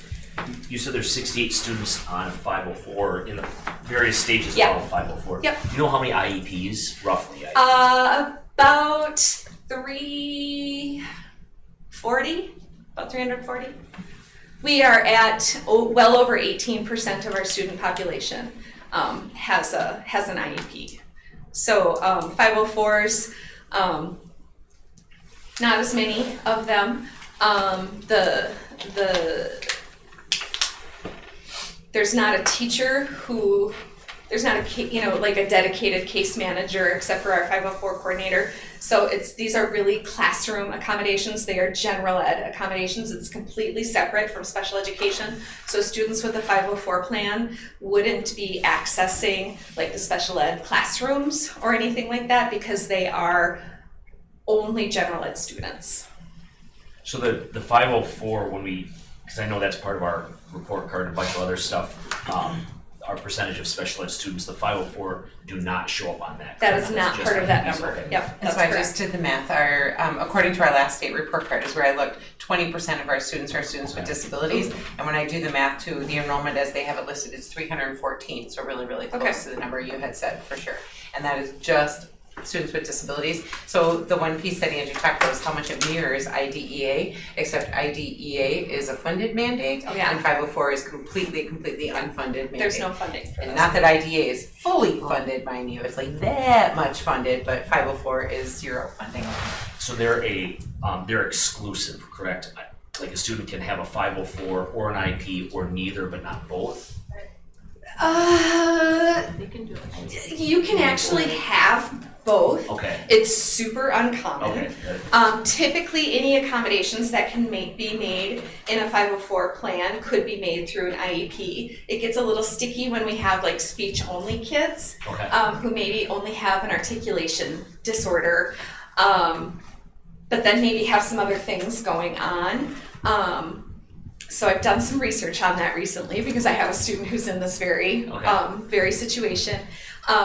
And so the law allows for it. Our computer systems do not. So even like WISE that we use through DPI, if we have a student who's in both worlds, 504 and IEP, it throws huge WISE errors. But legally, you can have both. It just typically you would not. Okay, thank you. Yeah. I have exact same question with Brad Dove. I asked 68 student and IEP you approximately 314. So altogether 382. But she pulled out the accurate report 314 or 15. Are just special education. Both. You would still have to add the 504 and IEP both together. Nope, the 314 was just special education. Just special ed. Just special education. Yep. So, and then you were talking about American College Testing, ACT. I know personally it is a time pressure test. Right. So do we give them a leniency, like extra hour? Because their thinking process is, they conceive the information before they pitches it. Yeah, ACT allows for modifications to that in a few different ways. They can give extended time in a single day. They can give extended time over multiple days. They can go anywhere from 1.5 times to triple time. It just depends on the student's need and their disability category. And so I actually have been entering all of the accommodations for our students with IEPs and 504 plans. And there are certain other accommodations that you would make, like sometimes a student might need something read aloud. And so if they have a read aloud accommodation, then ACT will automatically give them triple time to complete their assessment. That is nice of them. Yeah. I personally know it is a time pressure test. Yeah. Okay. Yeah, but we can remove those constraints with these accommodations. So I just learned today, 7 minutes ago, Shelly Severson said there is no funding for these two programs. Yeah, there's These not. are the most expensive programs. Like 504 is individualized teaching. You need a specialized teachers. Well, with a 504 you don't. It doesn't come with individualized teaching. There's no specially designed instruction with a 504 plan. It's accommodations that are made within the general education classroom. Just to totally confuse things and complicate things, the federal government has been working on changing some things so that we can get some Medicaid reimbursement for some services provided through 504, but that was supposed to happen in August of this last year, and they still don't have a date for us for when that's all done. And so we will be able to get in the future some reimbursements for some services, but that also means providing services under Section 504 that we haven't really provided before. So. And how about IEP? It also requires, it says individual. Yes. Individual educational plan. Yes. So it is a very expensive, but Yeah. Shelly Severson said we get little Yeah. money. Yeah. So maybe we could request to our president to ask for the governor for more money. Well, I'm for going to tell you IEP. this. Last spring at Heart Spirits, Tony Evers came up to me and we had a little chat, and he told me he was going to get me more money for special education, and I told him I was counting on it, and then it didn't. He didn't And get what in he his wanted. budget, there was a higher percentage of reimbursement. It just we did got not more, pass. just not what to they be wanted. clear. He did the asking. I tried. That's very nice of you that you tried. Hopefully our president could remind him. Governor could be busy sometime. Yeah, we'll see. We'll see. Unfortunately, special education, while it is required and it's not well funded anywhere across the country. It's not fully funded. So it's not only Wisconsin, No. other states too. Yep. It's not unique to us. Angie, just to quell my curiosity, it says on page 3, it was to get a 504 plan, there's 2 requirements. They have to have a disability or impairment, but the second one is a disability impairs a major life activity. Yeah. What's a major life Yeah, activity? that's a great question. And so in the procedure manual, I've got a document that explains that, but it's like there's this whole list of things, and they talk about thinking, concentrating, moving, breathing. There's like this list of things that you wouldn't even really have considered as a major. Yeah, and so it's anytime you Google 504, like any resource will tell you like that same list. So it's a very definitive list of things, but it's also subject to interpretation. So you could be like, well, that's kind of impacting my ability to concentrate. I would say most of our 504 plans are written for students who have ADHD, anxiety, or depression. Thank you. Yeah. Thank you. Figured there's a list out there somewhere. All right. Okay, that completes our student success. On to the 8 series. First is monthly expenditures. As always, that's in your packet. Questions for Joe, otherwise looking for approval. Go ahead. I make a motion to approve the monthly expenditures. I'll second that. All right, further discussion? All those in favor? Aye. Aye. Opposed? All right, we talked about the bus already.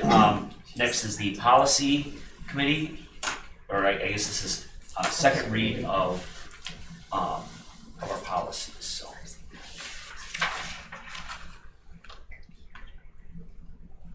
If there's discussion on any individual ones, otherwise I'd like to do these by consent. I move by consent to approve the policy committee recommendations report. Looking for for a second? Second? Further discussion? All those in favor? Aye. Opposed? All right, we've already done maintenance projects, so we are on to the 9 series. We have meeting minutes. Starting with December's, I was not here, so.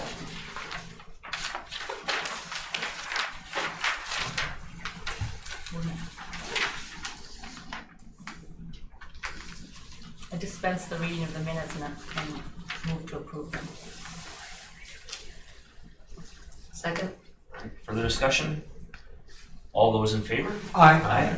All right, district admin report? Sure, so actually we just approved the minutes which had those future agenda items notified. I just wanted to remind the board that what we had committed to for our January 23rd special board meeting was the board self-evaluation conversation, grouping students for instruction and education of students that are behind. So one of them was one that you had asked for and one that you had asked for, and I believe we had conversation that if you had items you wanted disseminated to the full board, that we would create a packet of those materials just like we typically do.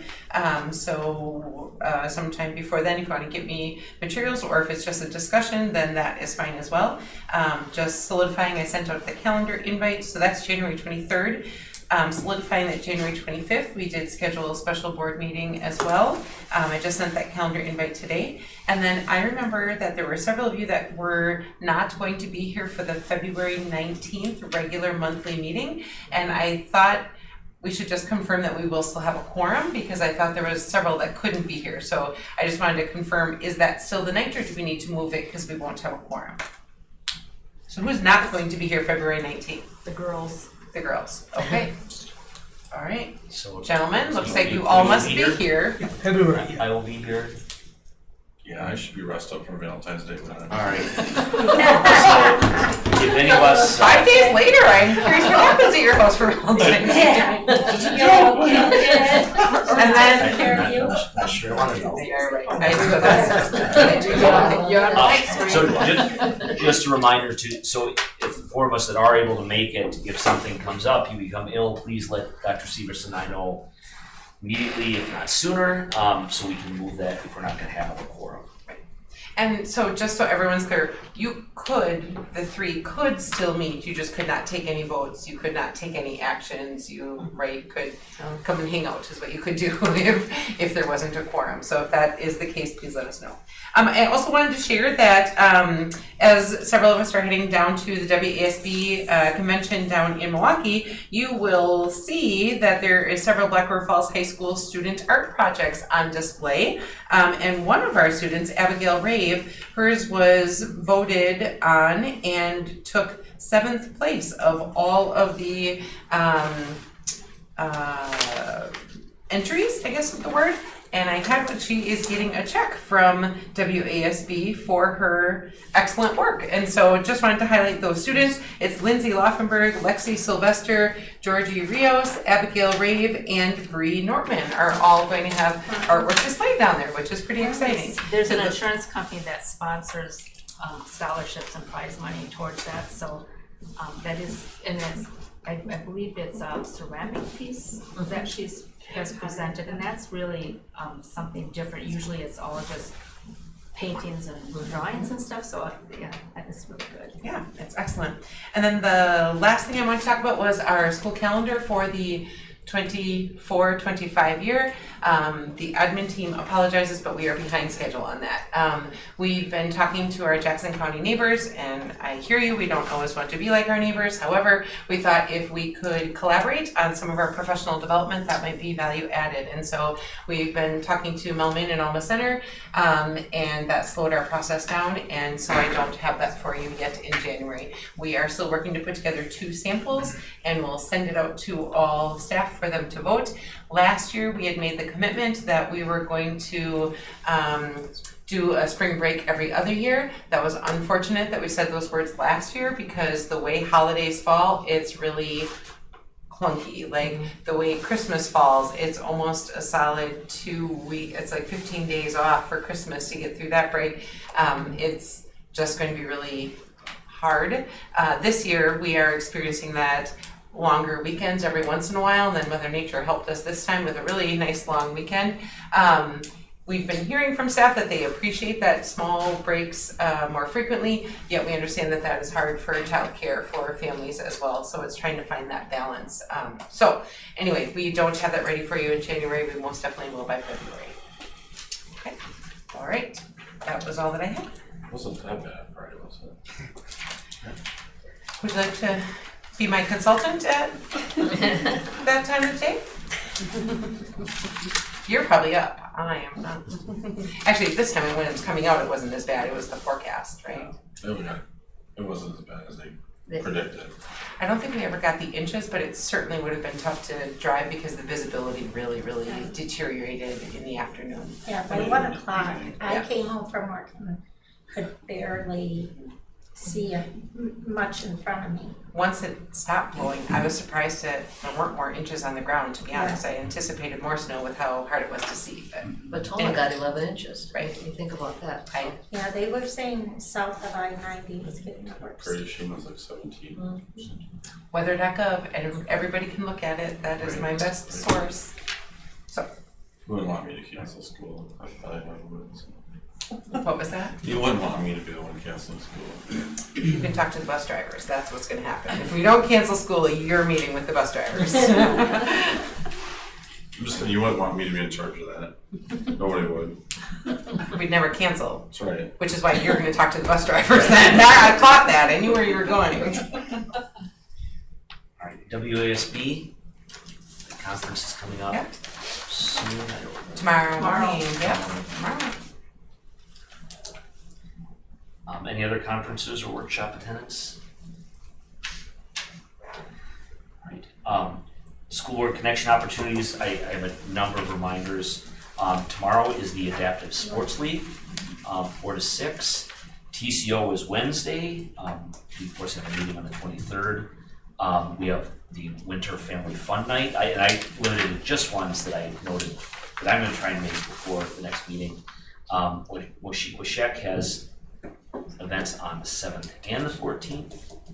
They have a Heritage Fair happening this Thursday, right? That I also Wednesday. might- The Wednesday? 17th. Sorry, 17th. So come to the high school in the morning or the middle school in the afternoon, there'll be a bunch of activities and booths. This week, Wednesday, Yes, Wednesday. I am gone all day, so that's why it's not on my calendar. These are for my calendar. And we already mentioned the candidate forum. And also the middle school will be looking for people to work the wrestling tournament. Tom. Please don't forget the author visit also on February 1st. And I Angela and can't be here for that one either, so hopefully others that's can. not my meeting. What day is it? The Winter Family Fun Night is Wednesday, January 31st What is it? at Bruce Mount. Are you going to that one, Nick? Possibility. I'm not sure. Is anyone going tomorrow to that adaptive PE?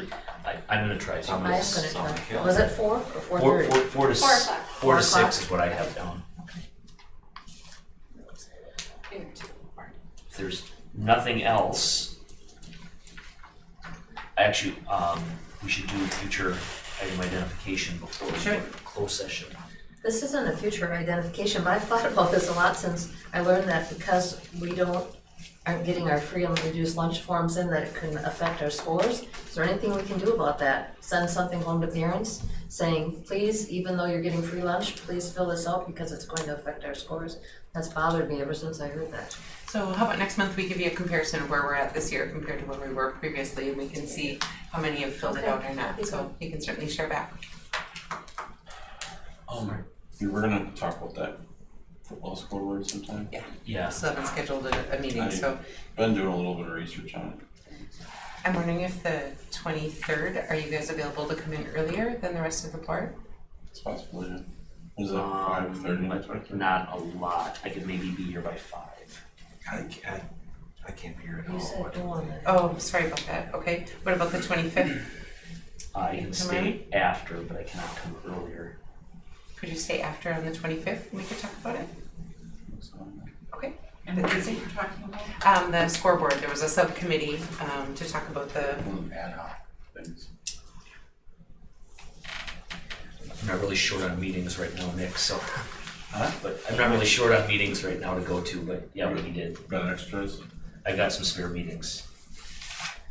All right, if there's nothing else, I move to adjourn to closed session pursuant to Wisconsin statute 19.85, subpara 1, subpara C, for the purpose of discussing administrative contract renewals. So this will be a roll call vote. Actually, I need a second on that, I'm sorry. I'll second that. Now we'll do a roll call vote. Artie, if you would. Mary Jo Rosmanowski, Yes. Mary Jo Radcliffe. Yes. Nick Helstead. Tom Epps. Yes. Jeanette Simonson. Yes. Carl Memon. Yes. And Brad Dox. Yes.